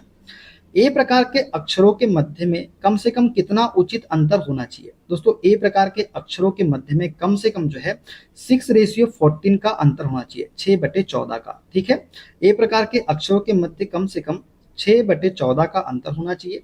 अगला क्वेश्चन है दोस्तों, IS 9609 1983 के अनुसार अक्षरों की मानक ऊंचाई किस संख्या के प्रोग्रेसिव अनुपात में होती है? दोस्तों अक्षरों की मानक ऊंचाई जो होती है ना ये √2 संख्या के प्रोग्रेसिव अनुपात में होती है। तो ऑप्शन डी इसका करेक्ट आंसर हो जाएगा। BIS के मानक IS 9609 1983 के अनुसार अक्षरों की मानक ऊंचाई वर्गमूल 2 के प्रगतिशील अनुपात में होती है, जो कि 2.5, 3.5, 5.7, 10.14, 10 और 14 तथा 20 mm में होती है। यह बड़े अक्षर के लिए है। छोटे अक्षरों के लिए ऊंचाई जो होती है 2.5, 2.5, 5.7, 10 तथा 14 mm की होती है। ठीक है, तो जो बड़े अक्षर की होती है कहाँ से होती है? 2.5 से 20 mm तक, और छोटे अक्षरों के लिए होती है 2.5 से 14 mm की। ठीक है, ये आपको याद रखना है। देखते हैं अगला क्वेश्चन। तिरछे अक्षरों का सामान्य कोण कितना होता है? दोस्तों तिरछे अक्षरों का सामान्य कोण जो होता है ये होता है हमारा 75 डिग्री। कितना होता है? 75 डिग्री होता है। 36 में 36 दिशा 36 जो होता है ना वो 75 होता है। ऊर्ध्वाधर पूछ लेता तो 15 डिग्री होता है। ठीक है, तिरछे अक्षरों को क्षैतिज से एंटी क्लॉक दिशा में 75 डिग्री कोण पर लिखा जाता है। ज्यादातर ड्राफ्टमैन ऊर्ध्वाधर की अपेक्षा अवनत अक्षरों को सुविधापूर्वक सुंदरता से लिख पाते हैं। तिरछे अक्षर इटैलिक शैली के अक्षर होते हैं। जो तिरछे अक्षर होते हैं किस शैली के अक्षर होते हैं, तो इटैलिक शैली के अक्षर होते हैं। ठीक है, देखते हैं अगला क्वेश्चन। किस अक्षरांकन पद्धति में अक्षरों की पंक्ति मोटाई एक समान होती है? तो कौन सी अक्षरांकन पद्धति है जिसमें अक्षरों की पंक्ति मोटाई एक समान होती है? तो ये है हमारी गोथिक शैली। गोथिक अक्षर की जो मोटाई होती है दोस्तों, ये कैसी होती है, एक समान होती है। गोथिक अक्षरों की पंक्ति व मोटाई एक समान होती है। गोथिक शैली इन अक्षरों व अंकों के स्ट्रोक की मोटाई एक समान होती है। तकनीकी ड्राइंग में इसी का प्रयोग किया जाता है। इसके पहले क्वेश्चन आया था ना गोथिक शैली का, ABCDEFG दिया हुआ था और बताना था कौन सी शैली है, तो उसे हम बोलते हैं गोथिक शैली। ठीक है, देखते हैं अगला क्वेश्चन। रोमन शैली की बात करें दोस्तों, इस शैली से अक्षरण मोटी व पतली लाइनों में किया जाता है। इस शैली में जो अक्षरण किया जाता है मोटी व पतली लाइनों में किया जाता है। ठीक है, और इटैलिक शैली में इसमें अक्षरों को ऊर्ध्वाधर से 15 डिग्री दाएं झुकाकर लिखा जाता है। ये देखिए दोस्तों, ये 15 डिग्री दाएं की ओर झुकाया है, दाएं की ओर हमने झुकाया है कितना, 15 डिग्री। ठीक है, इसे हम बोलते हैं इटैलिक शैली। देखते हैं अगला क्वेश्चन। किस अक्षरांकन पद्धति में D बराबर H/10 होता है? तो दोस्तों ये है हमारा टाइप बी। टाइप बी अक्षरांकन पद्धति में D बराबर क्या होता है, H/10 होता है। टाइप ए में क्या होता है, तो टाइप ए में होता है D बराबर H/14 और टाइप बी में क्या होता है, टाइप बी में होता है D बराबर H/10। ठीक है, देखते हैं अगला क्वेश्चन।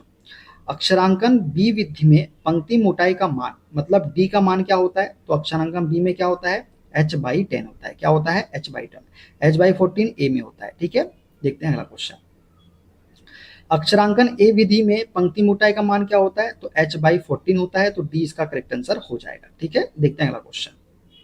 सभी अक्षरों को मुद्रित किया जाता है जिसमें वह निम्न में पढ़े या देखे जा सकते हैं। तो दोस्तों सभी अक्षरों को मुद्रित किया जाता है जिसमें वह रेखा चित्र के नीचे से पढ़े या देखे जा सकते हैं, तो ऑप्शन सी इसका करेक्ट आंसर हो जाएगा। ठीक है, देखते हैं अगला क्वेश्चन। सजावटी अक्षर जिनका उपयोग तकनीकी ड्राइंग में नहीं किया जाता। दोस्तों सजावटी अक्षर जिनका उपयोग तकनीकी ड्राइंग में नहीं किया जाता उसे हम बोलते हैं टेक्स्ट अक्षर। क्या बोलते हैं उसे हम, टेक्स्ट अक्षर बोलते हैं। दोस्तों टेक्स्ट शैली, इस शैली में भिन्न भिन्न प्रकार के सजावटी अक्षर होते हैं। इनमें पुराने अंग्रेजी अक्षर, जर्मन टेक्स्ट आदि शामिल है। तकनीकी ड्राइंग में इनका प्रयोग नहीं किया जाता है। ठीक है, देखते हैं अगला क्वेश्चन। अक्षरों की ऊंचाई व चौड़ाई में कितना अनुपात सामान्यतः होता है? दोस्तों अक्षरों की ऊंचाई व चौड़ाई में सामान्यतः जो अनुपात होता है वो होता है कितना, 7:4 का होता है। कितना, 7:4। तो ऑप्शन ए इसका करेक्ट आंसर हो जाएगा। देखते हैं अगला क्वेश्चन। भारतीय मानक संस्थान के अनुसार मुख्य शीर्षक तथा ड्राइंग संख्या में कितनी ऊंचाई की अक्षर प्रयोग की जाती है? दोस्तों भारतीय मानक संस्थान के अनुसार मुख्य शीर्षक तथा ड्राइंग संख्या में जो है 6 से 12 mm ऊंचाई की अक्षर प्रयोग की जाती है। कितनी, 6 से 12 mm। दोस्तों भारतीय मानक संस्थान के अनुसार मुख्य शीर्षक तथा ड्राइंग संख्या में 6 से 12 mm की ऊंचाई प्रयोग की जाती है। तो इसका राइट आंसर हो जाएगा ऑप्शन नंबर सी वाला। ठीक है, देखते हैं अगला क्वेश्चन। वह ठोस आकृति जिसकी आधार व सिरों के अनुसार विभिन्न भुजाएं होती है उसे हम बोलते हैं प्रिज्म। क्या बोलते हैं, प्रिज्म बोलते हैं। वह आकृति जिसकी आधार व सिरों के अनुसार विभिन्न भुजाएं होती है प्रिज्म कहलाता है। ठीक है, वह ठोस आकृति जिनकी आधार व सिरों के अनुसार विभिन्न भुजाएं होती है प्रिज्म कहलाता है। यदि प्रिज्म का आधार चतुर्भुज है तो 4 सिराएं होगी और 4 फलक भी होंगे, यानी आकृति पर ही फलकों की संख्या क्या करती है, निर्भर करती है। ठीक है, यदि प्रिज्म का आधार चतुर्भुज है तो उसकी 4 सिराएं होगी और 4 फलक होंगे। ठीक है, देखते हैं अगला क्वेश्चन। डायमेंशनिंग की इस विधि में न्यूमेरिकल वैल्यू को डायमेंशन लाइन के ऊपर इस प्रकार लिखा जाता है। इसको सही कर लीजिएगा, न्यूमेरिकल वैल्यू। इसे क्या है, न्यूमेरिकल वैल्यू को डायमेंशन लाइन के ऊपर इस प्रकार लिखा जाता है कि सामने से व दाएं से आसानी से पढ़ा जा सके। तो दोस्तों यह विधि है हमारी अलाइंड सिस्टम। अलाइंड सिस्टम में वैल्यू को, न्यूमेरिकल वैल्यू को डायमेंशन लाइन के ऊपर इस प्रकार लिखा जाता है कि सामने से व दाएं से आसानी से क्या किया जा सके, पढ़ा जा सके। तो ये है हमारी अलाइंड सिस्टम डायमेंशनिंग। दोस्तों अलाइंड सिस्टम डायमेंशनिंग में न्यूमेरिकल वैल्यू को डायमेंशन लाइन के ऊपर इस प्रकार लिखा जाता है कि ये सामने तथा दाईं ओर से पढ़ी जा सकती है। ठीक है ना, देखते हैं अगला क्वेश्चन। डायमेंशनिंग की इस विधि में न्यूमेरिकल वैल्यू को डायमेंशन लाइन के टूटे भाग में इस प्रकार लिखा जाता है कि उन्हें केवल सामने से ही आसानी से पढ़ा जा सके। दोस्तों यदि सामने से ही आसानी से पढ़ा जा सके तो उसे हम बोलते हैं यूनिडायरेक्शनल सिस्टम। क्या बोलते हैं उसे हम, यूनिडायरेक्शनल सिस्टम बोलते हैं। यूनिडायरेक्शनल सिस्टम डायमेंशनिंग में न्यूमेरिकल वैल्यू को डायमेंशन लाइन के टूटे भाग में इस प्रकार लिखा जाता है कि इन्हें केवल सामने से ही आसानी से पढ़ा जा सकता है, ठीक है ना। और अलाइन सिस्टम में क्या था, सामने से और दाहिने ओर दोनों तरफ से आसानी से पढ़ा जा सकता था, ठीक है ना। देखते हैं अगला क्वेश्चन। डायमेंशन की इस विधि में डायमेंशंस को एक के बाद एक सीध में लिखा जाता है, वह बाद में ओवरऑल डायमेंशन भी लिख देते हैं। तो इसे हम क्या बोलते हैं, तो इसे हम बोलते हैं दोस्तों चैन डायमेंशनिंग। क्या बोलते हैं इसे हम, चैन डायमेंशनिंग बोलते हैं। दोस्तों चैन डायमेंशनिंग में क्या होता है, डायमेंशन को एक के बाद एक सीध में लिखा जाता है, जैसे एक के बाद एक ऐसे सीध में लिखा जाएगा डायमेंशनिंग को, और बाद में ओवरऑल डायमेंशनिंग भी ऐसे करके लिखी जा सकती है। इसे हम क्या बोलते हैं, चैन डायमेंशनिंग बोलते हैं, ठीक है। तो सी इसका करेक्ट आंसर हो जाएगा, ठीक है ना। देखते हैं अगला क्वेश्चन।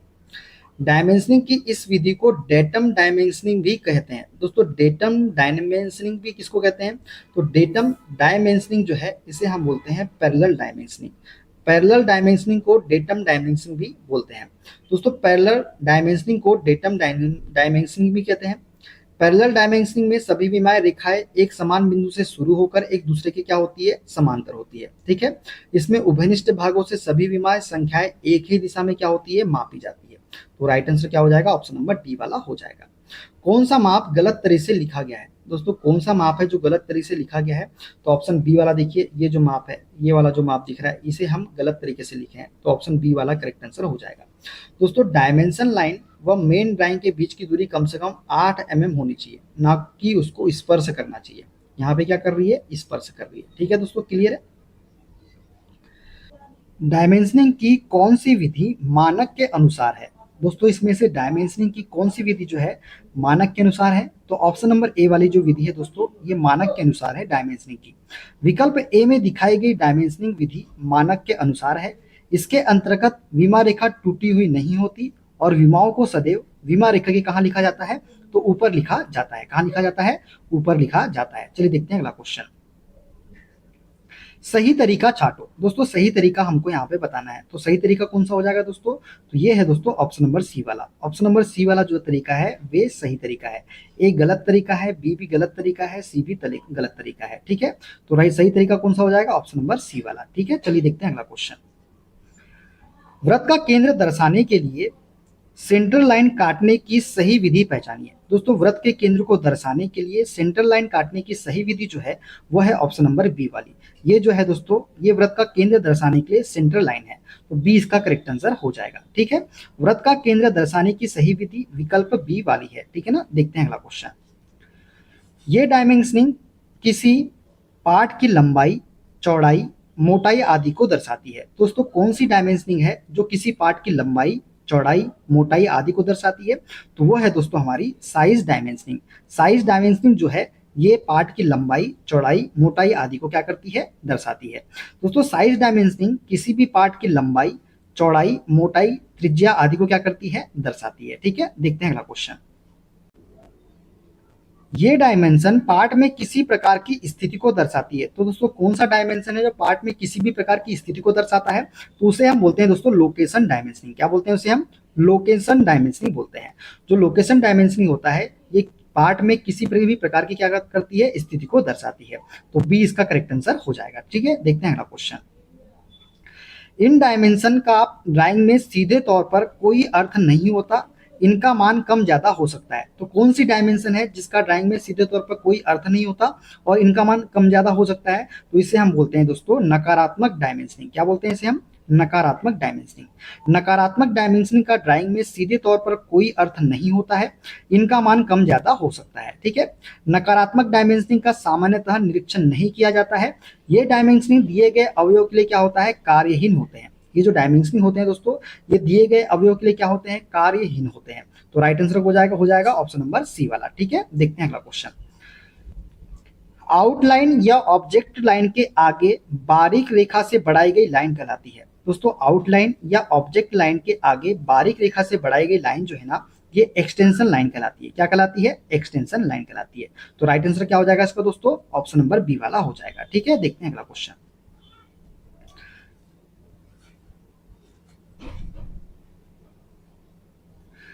आउटलाइन या ऑब्जेक्ट लाइन के आगे बारीक रेखा से बढ़ाई गई लाइन जो है ये एक्सटेंशन लाइन कहलाती है। एक्सटेंशन लाइन को सामान्यतः डायमेंशनिंग करने वाले भाग के लंबवत खींचा जाता है, परंतु टेपर भाग की डायमेंशनिंग करने हेतु इन्हें तिरछा तथा एक दूसरे के समांतर भी खींचा जाता है। दोस्तों यदि टेपर भाग की डायमेंशनिंग करना है तो इन्हें तिरछा तथा एक दूसरे के समांतर भी खींचा जाता है, किसे? एक्सटेंशन लाइन को। ठीक है, देखते हैं अगला क्वेश्चन।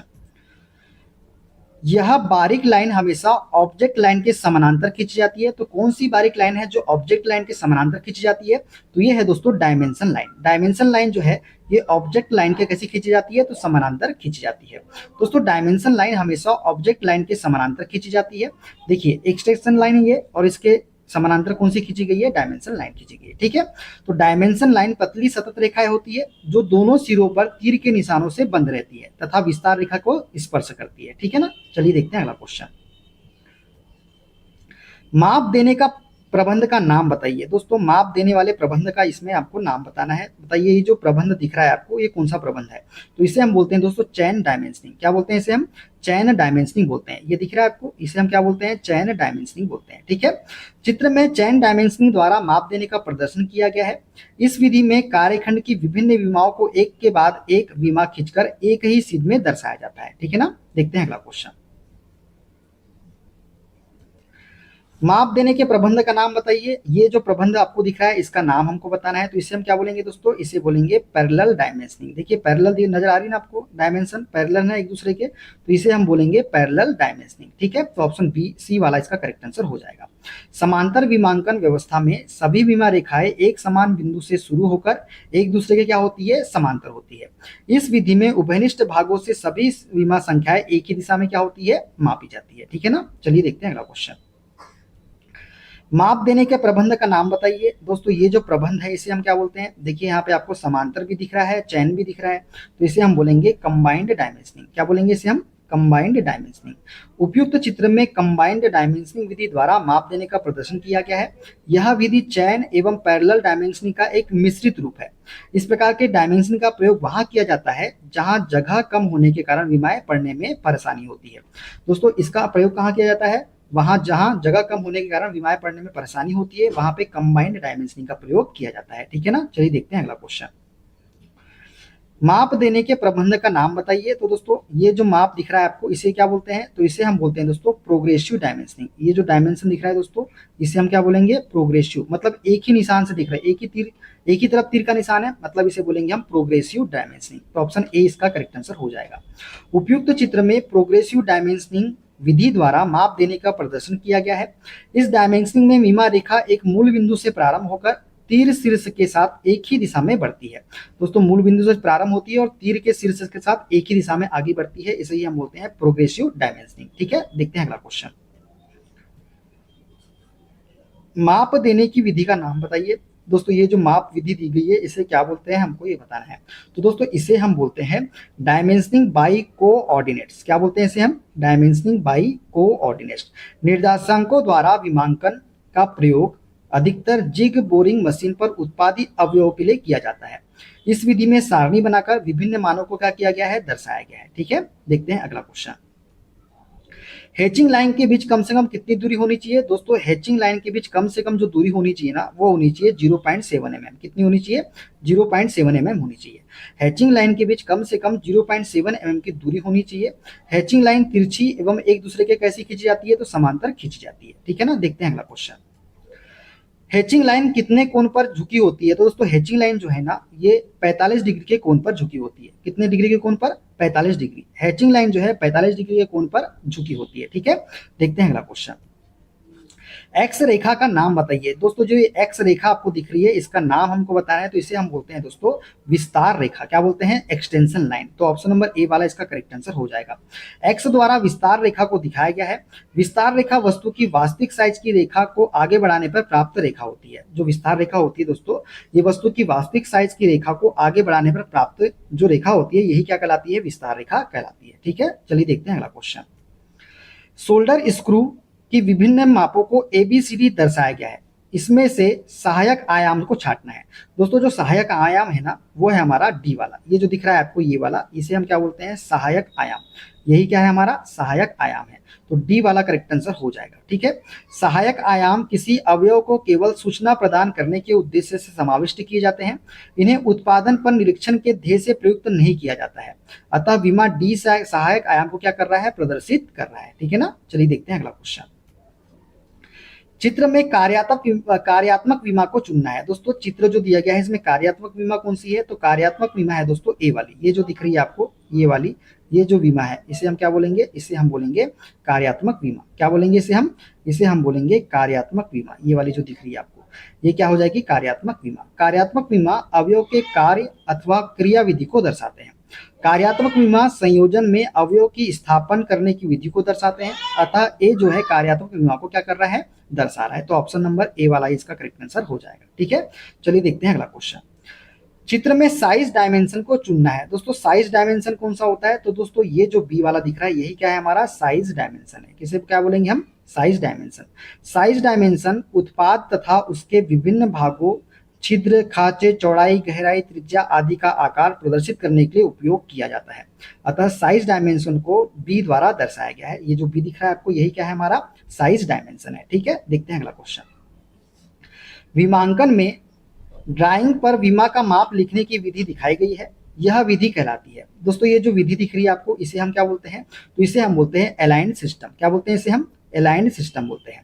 संरेखी विमांकन अलाइंड सिस्टम में किसी वस्तु की सभी विमाएं सदैव विमा रेखा की ऐसी लिखी जाती है, समांतर लिखी जाती है। अलाइन सिस्टम में लिखी गई विमाएं आरेखन के नीचे तथा दाईं ओर से पढ़ी जाती है। चित्र में दिखाई गई विमांकन ही की विधि अलाइन सिस्टम है। तो ये जो सिस्टम दिख रहा है आपको इसे क्या बोलते हैं, अलाइन सिस्टम हम बोलते हैं। ठीक है, देखते हैं अगला क्वेश्चन।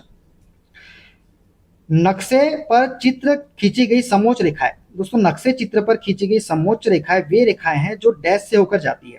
दोस्तों नक्शे चित्र पर खींची गई समोच्च रेखाएं वे रेखाएं हैं जो कहां से होकर जाती है, तो समान उच्चता से होकर जाती है, मतलब सेम एलिवेशन से होकर जाती है। तो ऑप्शन नंबर बी वाला इसका करेक्ट आंसर हो जाएगा। सर्व क्षेत्र में समान उच्चता वाले बिंदुओं को मिलाकर खींची गई काल्पनिक रेखाएं समोच्च रेखाएं मतलब कॉन्टूर लाइंस कहलाती है। इन्हें आइसोहिप्स लाइन भी कहते हैं। इन्हें क्या कहते हैं हम, इन्हें हम आइसोहिप्स लाइन भी क्या करते हैं, कहते हैं। ठीक है, देखते हैं अगला क्वेश्चन दोस्तों। निर्दिष्ट किए जाए, जब एक सामान्य मूल बिंदु से सारे आयाम निर्दिष्ट किए जाए तथा एक दूसरे के समांतर अवस्थित हो तो वे कहलाते हैं। दोस्तों जब एक सामान्य मूल बिंदु से सारे आयाम निर्दिष्ट किए जाए तथा एक दूसरे के समांतर अवस्थित हो तो वे कहलाते हैं समानांतर। क्या कहलाते हैं, पैरेलल कहलाते हैं। तो ऑप्शन ए वाला करेक्ट आंसर इसका हो जाएगा। ठीक है दोस्तों, समांतर आयामीकरण जब एक सामान्य मूल बिंदु से सभी विमा या आयाम निर्दिष्ट किए जाए तथा एक दूसरे के समानांतर अवस्थित हो तो वे समांतर आयामीकरण कहलाते हैं। क्या कहलाते हैं, समांतर आयामीकरण। ठीक है, देखते हैं अगला क्वेश्चन। एक अंश कोण की इकाई है। दोस्तों एक अंश कोण की इकाई जो है वो होती है ऑप्शन नंबर सी 1/360। ये जो दिख रहा है आपको सी वाला डायग्राम यही जो होता है। तो वृत्त द्वारा बनाया गया कोण होता है 360 डिग्री। तो एक अंश का कोण हो जाएगा 1/360 डिग्री के। ठीक है, देखते हैं अगला क्वेश्चन। कोणों की पहचान उनके नमन के आधार पर की जाती है। चित्र में कोण Q का नाम बताइए। ये जो दोस्तों कोण दिख रहा है Q, इसका नाम हमको बताना है। तो ये है हमारा दोस्तों अधिक कोण। दोस्तों ये जो कौन सा कोण हो जाएगा, अधिक कोण हो जाएगा। चित्र में Q कोण अधिक कोण है क्योंकि यह कोण 90 डिग्री से अधिक लेकिन 180 डिग्री से कम है। न्यून कोण किसे कहते हैं, 90 डिग्री से कम मान के कोण को न्यून कोण कहते हैं। समकोण 90 डिग्री के कोण को समकोण कहते हैं। और ऋजु कोण क्या होता है, तो 180 डिग्री कोण को ऋजु कोण हम कहते हैं। ठीक है ना, देखते हैं अगला क्वेश्चन। रेखा चित्र में दिखाए गए कोण का नाम बताइए। दोस्तों रेखा चित्र में दिखाए गए जो ये कोण है इसका नाम क्या है, तो इसे हम बोलते हैं सरल कोण। क्या बोलते हैं इसे हम, सरल कोण या फिर ऋजु कोण। देखिए दोस्तों ये है हमारा सरल कोण का डायग्राम, ये होता है हमारा समकोण, और ये होता है अधिक कोण, और ये होता है हमारा न्यून कोण। तो ये सभी डायग्राम आपको याद रखना है। ठीक है ना, देखते हैं अगला क्वेश्चन। निम्न चित्रों में से कौन सा अनुपूरक कोण है। दोस्तों अनुपूरक कौन सा कोण है, तो अनुपूरक कोण जो है दोस्तों वो हो जाएगा हमारा ऑप्शन नंबर बी वाला। ये जो कोण दिख रहा है आपको दोस्तों यही क्या है, हमारा अनुपूरक कोण है। पूरक या अनुपूरक कोण पूछ ले तो ये आपको बताना है। संपूरक कोण बोल दे तो ये संपूरक कोण है। क्यू के समवर्ती कोण अल्फा व बीटा बोल दे तो ये अल्फा व बीटा का डायग्राम है। ठीक है, चलिए देखते हैं अगला क्वेश्चन। यदि दो कोणों का योग 90 डिग्री है तो उसे क्या कहते हैं दोस्तों? यदि दो कोणों का योग 90 डिग्री है तो उसे हम बोलते हैं कॉम्प्लीमेंट्री कोण। क्या बोलते हैं? कॉम्प्लीमेंट्री कोण कहते हैं। यदि दो कोणों का योग 90 डिग्री हो तो उसे कॉम्प्लीमेंट्री कोटि पूरक कोण कहते हैं। यदि दो समीपवर्ती कोणों का योग 180 डिग्री हो तो उन कोणों को हम सप्लीमेंट्री समपूरक कोण कहते हैं। क्या बोलते हैं?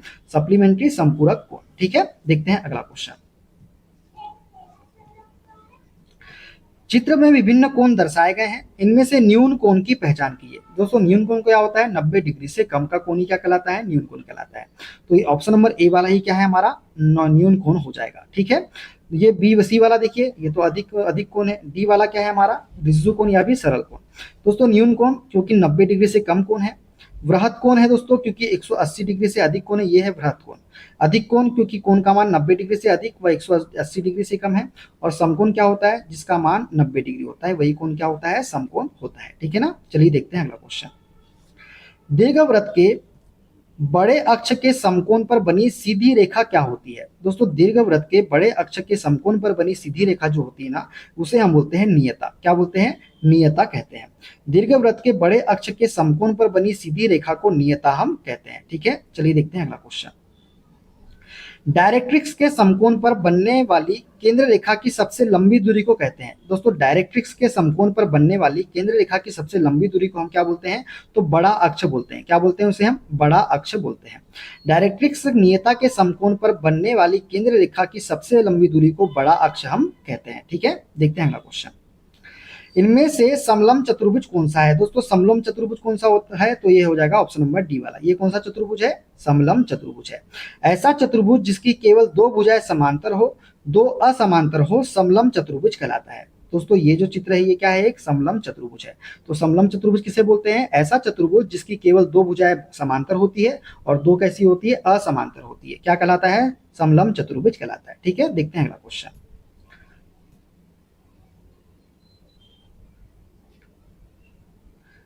जब समकोण अपनी साइड के चारों ओर घूमता है, दोस्तों जब समकोण अपनी साइड के चारों ओर घूमता है तो यह ठोस बनाता है। ठोस का नाम बताइए। दोस्तों ये समकोण है, जब ये अपने साइड के चारों ओर घूमेगा ऐसा करके, ऐसा करके घूमेगा, ऐसा करके घूमेगा, ऐसा करके, तो ये क्या बनाता है? तो ये एक बनाता है दोस्तों शंकु। क्या बनता है इससे? शंकु बनता है। जब एक समकोण अपनी साइड के चारों ओर घूमता है तो शंकु बनता है। दोस्तों जब एक समकोण अपनी साइड के चारों तरफ घूमता है तो शंकु का निर्माण होता है। देखिए समकोण त्रिभुज है, जब ये घूमेगा तो किसका निर्माण होगा? शंकु का निर्माण होगा। ठीक है, देखते हैं अगला क्वेश्चन। निम्न चित्रों में से कौन सा अनुपूरक कोण है? दोस्तों अनुपूरक कोण क्या होता है? तो ऑप्शन बी वाला जो है ये कौन सा कोण है? अनुपूरक कोण है। तो बी इसका करेक्ट आंसर हो जाएगा। दोस्तों अनुपूरक कोण जो है दो समीपवर्ती कोणों का योग 90 डिग्री हो तो वो कहलाता है अनुपूरक कोण। समपूरक कोण क्या होता है? दो समीपवर्ती कोणों का योग 180 डिग्री हो तो समपूरक कोण कहलाता है। और समीपवर्ती कोण क्या होता है? तो किसी रेखा के दोनों ओर बने कोण, किसी रेखा के दोनों ओर बने कोण क्या कहलाते हैं? समीपवर्ती कोण कहलाते हैं। ठीक है, देखते हैं अगला क्वेश्चन। वर्ग के विकर्ण किस कोण पर एक दूसरे को समद्विभाजित करते हैं? दोस्तों वर्ग के विकर्ण जो है ना, ये 90 डिग्री के कोण पर, कितने डिग्री के? 90 डिग्री के कोण पर एक दूसरे को समद्विभाजित करते हैं वर्ग के कोण। दोस्तों ये देखिए इन वर्ग होता है और 90 डिग्री होता है, ये भी 90 डिग्री होता है, ये भी 90 डिग्री होता है, ये भी 90 डिग्री होता है, ये भी 90 डिग्री होता है। तो वर्ग के विकर्ण जो है एक दूसरे को समद्विभाजित करते हैं तो 90 डिग्री पे ही समद्विभाजित करते हैं। कितने पे? वर्ग के विकर्ण 90 डिग्री पे। ये देखिए दिख रहा है ना, ये 90 डिग्री पे ही समद्विभाजित करते हैं। ठीक है, वर्ग के विकर्ण। क्लियर है? तो वर्ग के प्रत्येक कोण का मान होता है 90 डिग्री होता है। वर्ग के विकर्ण एक दूसरे को 90 डिग्री पर समद्विभाजित करते हैं। वर्ग का क्षेत्रफल होता है भुजा का स्क्वायर और वर्ग का परिमाप क्या होता है? 4 इंटू भुजा होता है। ये सभी चीजें आपको याद रखना है। ठीक है, देखते हैं अगला क्वेश्चन। अधिक कोण का मान होता है दोस्तों, अधिक कोण का मान जो होता है ना, ये होता है 90 डिग्री से अधिक लेकिन 180 डिग्री से कम। तो अधिक कोण क्या होता है? 90 डिग्री से अधिक तथा 180 डिग्री से कम। 180 डिग्री दे दे तो रिज्जु कोण या सरल कोण उसे हम बोलते हैं। 90 डिग्री से अधिक 180 डिग्री से कम अधिक कोण कहलाता है। 180 डिग्री से अधिक लेकिन 360 डिग्री से कम कोण वृहत कोण मतलब दीर्घ कोण कहलाता है। ठीक है, देखते हैं अगला क्वेश्चन। किसी वस्तु की तिर्यक ड्राइंग कितने डिग्री कोण पर बनाई जाती है? दोस्तों किसी वस्तु की तिर्यक ड्राइंग जो है ना, ये 45 डिग्री के कोण पर बनाई जाती है। कितने डिग्री के कोण पर? 45 डिग्री के कोण पर। किसी वस्तु की तिर्यक ड्राइंग 30 डिग्री या 45 डिग्री कोण पर बनाया जाता है, लेकिन मुख्य रूप से 45 डिग्री कोण पर ही बनाया जाता है। तो 45 डिग्री इसका राइट आंसर हो जाएगा। ठीक है, देखते हैं अगला क्वेश्चन। उस कोण की पहचान कीजिए जिसे सरल कोण के नाम से जाना जाता है। दोस्तों सरल कोण को क्या होता है, 180 डिग्री वाला। तो 180 डिग्री किस में दिख रहा है, ऑप्शन नंबर डी में दिख रहा है। यही क्या है हमारा सरल कोण, इसे रिज्जु कोण भी कहते हैं। 180 डिग्री का कोण सरल कोण कहलाता है। तो ये ऑप्शन नंबर डी वाला इसका करेक्ट आंसर हो जाएगा। ठीक है, देखते हैं अगला क्वेश्चन। कोण डैश के द्वारा मापा जाता है। दोस्तों कोण जो है ना, ये किसके द्वारा मापा जाता है, तो कोण जो है चाप के पैमाने के द्वारा मापा जाता है। किसके द्वारा, स्केल ऑफ कॉर्ड्स के द्वारा। दोस्तों रेखी कोण मापने के उपकरण की बात करें तो रेखी मानक कोणीय मापन युक्तियां, प्रोटेक्टर, वास्तविक बेवल प्रोटेक्टर, ठीक है, ये क्या है, रेखी मानक कोणीय मापक युक्ति है। सतह मानक कोणीय मापन युक्तियां कौन कौन सी है, तो साइन बार, साइन सेंटर, ये सतह मानक कोणीय मापन युक्ति है। झुकाव को मापने की युक्तियां कौन सी है, तो स्प्रिट लेवल हो गया, क्लिनोमीटर हो गया, ये झुकाव को मापने की क्या है, युक्तियां है। और कोणीय तुलनित्र को मापने की उपकरण जो है, तो ये ऑटो क्लिनोमीटर जो है, ये कोणीय तुलनित्र को मापता है। तो ये सभी आपको याद रखना है। ठीक है ना, देखते हैं अगला क्वेश्चन। जब इंटरसेक्शन तल शंकु से इस तरह गुजरता है कि आधार से लंबवत हो और आधार के मध्य हो, तो ऐसे काट को क्या कहते हैं। दोस्तों जब इंटरसेक्शन तल शंकु से इस तरह गुजरता है कि आधार से लंबवत हो तथा आधार के मध्य हो, तो ऐसे काट को हम बोलते हैं त्रिभुज। क्या बोलते हैं इसे, हम त्रिभुज बोलते हैं। दोस्तों जब इंटरसेक्शन तल शंकु से इस तरह गुजरे कि आधार के लंबवत हो तथा दो बराबर भागों में बटे, तो ऐसे प्राप्त काट की आकृति को त्रिभुज कहते हैं। तो क्या बोलते हैं इसे, हम त्रिभुज बोलते हैं। ठीक है, तो ऑप्शन नंबर ए वाला इसका करेक्ट आंसर हो जाएगा। देखते हैं अगला क्वेश्चन। उस त्रिकोण का नाम बताए जिसमें सभी तीन कोणों का मान 90 डिग्री से कम होता है, तो उसे हम बोलते हैं दोस्तों न्यून कोण। न्यून कोण में क्या होता है, सभी कोणों का मान 90 डिग्री से क्या होता है, कम होता है। ठीक है, तो न्यून कोण त्रिभुज, जिस त्रिभुज के तीनों कोणों में प्रत्येक कोण 90 डिग्री से कम होता है, वही क्या कहलाता है, न्यून कोण त्रिभुज कहलाता है। ठीक है, देखते हैं अगला क्वेश्चन। सेट स्क्वायर का आकार होता है। दोस्तों सेट स्क्वायर का जो आकार होता है ना, ये कैसा होता है, तो त्रिभुजाकार होता है। तो सेट स्क्वायर कैसे होते हैं, त्रिभुजाकार होते हैं। कैसे होते हैं, त्रिभुजाकार होते हैं। ऐसे वाले देखो, ऐसे ही सेट स्क्वायर कैसे होते हैं, त्रिभुजाकार होते हैं।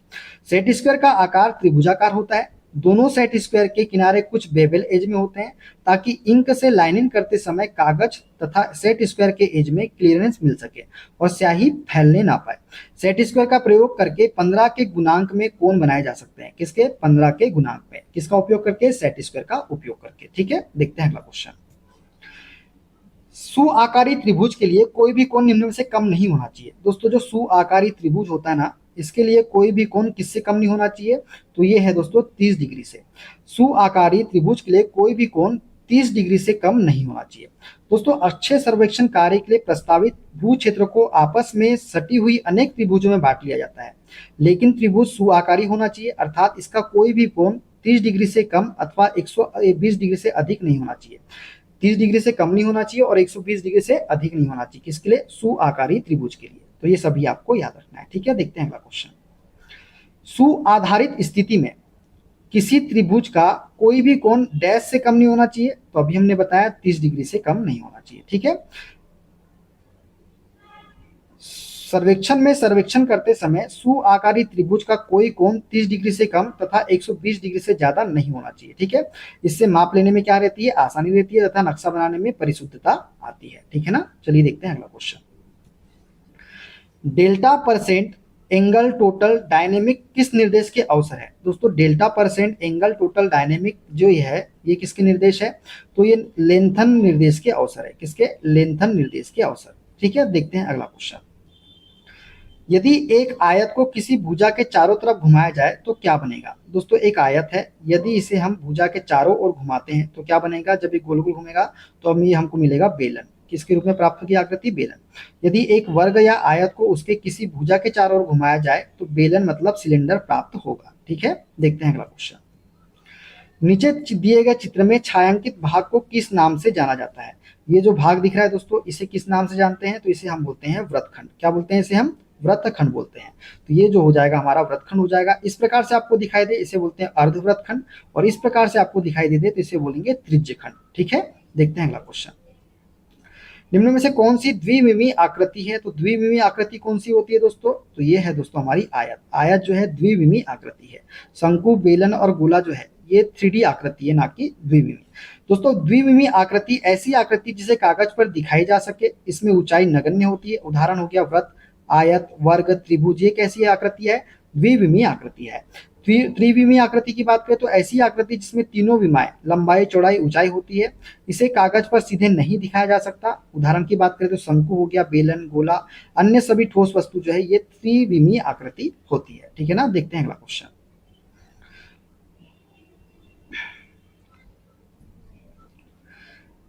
अनुभाग एक शंकु को इस प्रकार काटता है कि यह 90 डिग्री के अलावा एक कोण पर शंकु के अक्ष की ओर झुका होता है और यह इसके सभी तरह के उत्पादकों को काटता है। इस तरह से बने अनुभाग को डैश कहते हैं। तो दोस्तों, अनुभाग एक शंकु को इस प्रकार काटता है कि यह 90 डिग्री के अलावा एक कोण पर शंकु के अक्ष की ओर झुका होता है और इसके सभी तरह के उत्पादकों को काटता है। इस तरह से बने अनुभाग को हम बोलते हैं एक दीर्घवृत्त। क्या बोलते हैं इसे हम? एक दीर्घवृत्त बोलते हैं। यदि शंकु को तिरछा काटा जाएगा तो काटे गए छिन्नक का सतह एक दीर्घवृत्त जैसा प्राप्त होगा। यदि शंकु को तिरछा काटा जाएगा तो काटे गए छिन्नक का सतह जो होगा ना वो एक दीर्घवृत्त जैसा प्राप्त होगा। ठीक है, देखते हैं अगला क्वेश्चन। कॉनिक सेक्शन में अतिपरवलय हाइपरबोला प्राप्त करने के लिए सेक्शन प्लेन डैश होना चाहिए। दोस्तों, कोनिक सेक्शन में अतिपरवलय या हाइपरबोला प्राप्त करने के लिए सेक्शन प्लेन जो होना चाहिए ना वो कैसा होना चाहिए? तो शंकु के ऊर्ध्वाधर अक्ष के समांतर होना चाहिए। कैसा होना चाहिए? शंकु के ऊर्ध्वाधर अक्ष के समांतर। कोनिक सेक्शन में अतिपरवलय हाइपरबोला प्राप्त करने के लिए सेक्शन प्लेन शंकु के ऊर्ध्वाधर अक्ष के कैसे होना चाहिए? समांतर होना चाहिए। ठीक है, देखते हैं अगला क्वेश्चन। जब इंटरसेक्शन तल के अक्ष से बनाया गया कोण, दोस्तों जब इंटरसेक्शन तल के अक्ष से बनाया गया कोण शंकु के जनरेटर के बनाए गए कोण से छोटा हो तो ऐसे समतल को क्या कहते हैं? दोस्तों, जब इंटरसेक्शन तल के अक्ष से बनाया गया कोण शंकु के जनरेटर के बनाए गए कोण से छोटा होता है तो ऐसे समतल को हम बोलते हैं क्या? हाइपरबोला। क्या बोलते हैं इसे हम? हाइपरबोला बोलते हैं। तो जब इंटरसेक्शन तल के अक्ष से बनाया गया कोण शंकु के जनरेटर के बनाए गए कोण से छोटा होता है तो ऐसे समतल को हम बोलते हैं हाइपरबोला। ठीक है, देखते हैं अगला क्वेश्चन। जब इंटरसेक्शन तल अक्ष से अवनत हो लेकिन शंकु के जनरेटर के में एक के समांतर हो तो उस समतल को क्या कहते हैं? दोस्तों, जब इंटरसेक्शन तल अक्ष से अवनत हो लेकिन शंकु के जनरेटर में एक के समांतर हो तो उस समतल को हम क्या बोलते हैं? तो उसे हम बोलते हैं पैराबोला, मतलब परवलय बोलते हैं। दोस्तों, परवलय की बात करें तो जब परिच्छेद तल अक्ष से अवनत हो लेकिन शंकु के जनित्रों में एक के समांतर हो तो इस समतल को हम बोलते हैं परवलय, मतलब हाइपर पैराबोला बोलते हैं। अतिपरवलय की बात करें तो जब परिच्छेद तल का अक्ष से बनाया गया कोण शंकु के जनित्र के बनाए गए कोण से छोटा होता है तो ऐसे समतल को हम बोलते हैं अतिपरवलय। ठीक है, तो दोनों ही बातें आपको याद रखना है। देखते हैं अगला क्वेश्चन। कैसे तल को घुमाने से एक शंकु बनता है? तो कौन से तल को घुमाने से शंकु बनता है? दोस्तों, जब हम एक समकोण त्रिभुज को घुमाते हैं ना तब हमें क्या प्राप्त होता है? तो शंकु प्राप्त होता है। जब किसी समकोण त्रिभुज को उसकी एक लंबवत भुजा के परितः घुमाया जाए तो इस प्रकार बनने वाला ठोस शंकु कहलाता है। क्या कहलाता है? शंकु कहलाता है। ठीक है, देखते हैं अगला क्वेश्चन। एक दीर्घवृत्त के बड़े व्यास का नाम क्या है? तो दोस्तों, एक दीर्घवृत्त के बड़े व्यास को हम क्या बोलते हैं? तो उसे हम बोलते हैं मेजर एक्सिस। क्या बोलते हैं? मेजर एक्सिस बोलते हैं। दीर्घ अक्ष के बड़े व्यास को दीर्घ अक्ष कहते हैं तथा छोटे व्यास को लघु अक्ष हम बोलते हैं। दीर्घ अक्ष की बात करें मेजर एक्सिस की तो दीर्घवृत्त के शीर्षों के बीच वह अधिकतम दूरी जो नियता पर समकोण तथा दीर्घवृत्त के केंद्र से होकर गुजरती है क्या कहलाता है? दीर्घ अक्ष कहलाता है। और लघु अक्ष क्या होता है दोस्तों? नियता के समांतर वह अधिकतम दूरी जो दीर्घ अक्ष को केंद्र से समकोण पर काटती है ये क्या कहलाता है? लघु अक्ष कहलाता है। ठीक है, क्लियर है? देखते हैं अगला क्वेश्चन। रेडियल रेखा विकास विधि में शंकु के विकास का सूत्र क्या है? दोस्तों, रेडियल रेखा विकास विधि में शंकु के विकास का सूत्र जो है ना वो हो जाएगा थीटा बराबर d/l इंटू 180। थीटा बराबर क्या हो जाएगा? d/l into 180 degree. रेडियल रेखा विकास विधि में शंकु के विकास का सूत्र होता है थीटा बराबर d/l इंटू 180 डिग्री के। यहाँ d क्या है? तो शंकु के आधार के वृत्त का व्यास है और l क्या है? शंकु की तिर्यक लंबाई है। ठीक है, देखते हैं अगला क्वेश्चन। एक राइट सर्कुलर कोन के विभिन्न कोनों में कटिंग प्लेन दिखाए गए हैं। इसमें से दीर्घवृत्त का कटिंग प्लेन चुनो। हमको दीर्घवृत्त बताना है तो दीर्घवृत्त कौन सा हो जाएगा? ये हो जाएगा बी वाला। ये जो दिख रहा है ना आपको दोस्तों यही क्या है? हमारा दीर्घवृत्त हो जाएगा, तो बी इसका करेक्ट आंसर हो जाएगा। ठीक है दोस्तों, दीर्घवृत्त के कटिंग प्लेन को बी से दिखाया गया है। ए के द्वारा दिखाया गया कटिंग प्लेन वृत्त का है। ये जो दिख रहा है आपको ए वाला किसका है? वृत्त का है। परवलय के कटिंग प्लेन को सी के द्वारा दिखाया गया है। ये जो दिखाया गया ये वाला ये किसका है? परवलय का है। ठीक है, जबकि अति परवलय के कटिंग प्लेन को डी से दिखाया गया है। किससे दिखाया गया है? डी से दिखाया गया। ये जो अति परवलय के डी से दिखाया गया। ठीक है ना, क्लियर? चलिए आगे बढ़ते हैं नेक्स्ट क्वेश्चन की ओर। जब किसी शंकु को उसके आधार के समांतर प्लेन से काटा जाता है तो कोनिक सेक्शन बनता है। दोस्तों जब किसी शंकु को उसके आधार के समांतर प्लेन से काटा जाता है ना, तो क्या बनता है, तो ये बनता है दोस्तों हमारा वृत्त, मतलब सर्कल बनता है। तो ऑप्शन ए इसका करेक्ट आंसर हो जाएगा। जब किसी शंकु को उसके आधार के समानांतर प्लेन से काटा जाता है तो यह कोनिक सेक्शन वृत्त कहलाता है। दोस्तों ये शंकु है, इसके आधार से, ये देखिए आधार से के समांतर प्लेन से काटा जाता है तो ये क्या बनता है, यहाँ पे एक वृत्त का निर्माण होता है। ठीक है, क्लियर। चलिए देखते हैं अगला क्वेश्चन। अति परवलय के लिए उत्केंद्रता का मान होता है। दोस्तों अति परवलय के लिए उत्केंद्रता का मान जो होता है ना, ये होता है कितना, एक से अधिक, एक से अधिक होता है अति परवलय के लिए उत्केंद्रता का मान। अति परवलय के लिए उत्केंद्रता का मान एक से अधिक होता है, परवलय के लिए एक के बराबर होता है और वृत्त के लिए 0 होता है। ठीक है, ये तीनों बातें आपको याद रखना है। देखते हैं अगला क्वेश्चन। दिए गए चित्र में हेक्सागोन को बनाने में किस विधि का प्रयोग किया जाता है। दोस्तों दिए गए चित्र में हेक्सागोन को बनाने में किस विधि का प्रयोग किया गया है, तो ये है दोस्तों हमारा स्पेंसन विधि। स्पेंसन विधि जो है, स्पेंसन विधि का प्रयोग किया गया है हेक्सागोन को बनाने के लिए। ये जो हेक्सागोन दिख रहा है इसे किसका प्रयोग करके बनाया गया है, तो स्पेंसन विधि का प्रयोग करके बनाया गया है। तो ऑप्शन नंबर डी वाला करेक्ट आंसर हो जाएगा। चलिए देखते हैं अगला क्वेश्चन। जब एक साधारण आकृति अपने अक्ष के चारों तरफ घूमती है तब एक ठोस का निर्माण होता है। जब एक समकोण त्रिभुज अपने अक्ष के चारों तरफ घूमता है तब निम्न में से किस ठोस का निर्माण होता है। दोस्तों जब भी समकोण त्रिभुज अपने अक्ष के चारों तरफ घूमता है तो शंकु का निर्माण होता है। किसका, शंकु का। दोस्तों समकोण त्रिभुज से शंकु का निर्माण होता है, अर्धवृत्त से गोले का निर्माण होता है और आयत को यदि घुमा जाए तो किसका निर्माण होता है, बेलन का निर्माण होता है। ठीक है, लंब के परितः घूमने पर शंकु का, व्यास के परितः घूमने पर गोले का और आयत की एक भुजा के परितः घूमने पर बेलन का निर्माण होता है। ठीक है, देखते हैं अगला क्वेश्चन। एक छिद्र को चित्र में प्रदर्शित किए अनुरूप मापा गया निर्देशांक माप x है। दोस्तों ये चित्र है, इसमें हमको मापा गया निर्देशांक माप ये x का मान बताना है। तो दोस्तों x का मान कैसे निकालेंगे, तो ये है फॉर्मूला sin थीटा बराबर x अपॉन 100।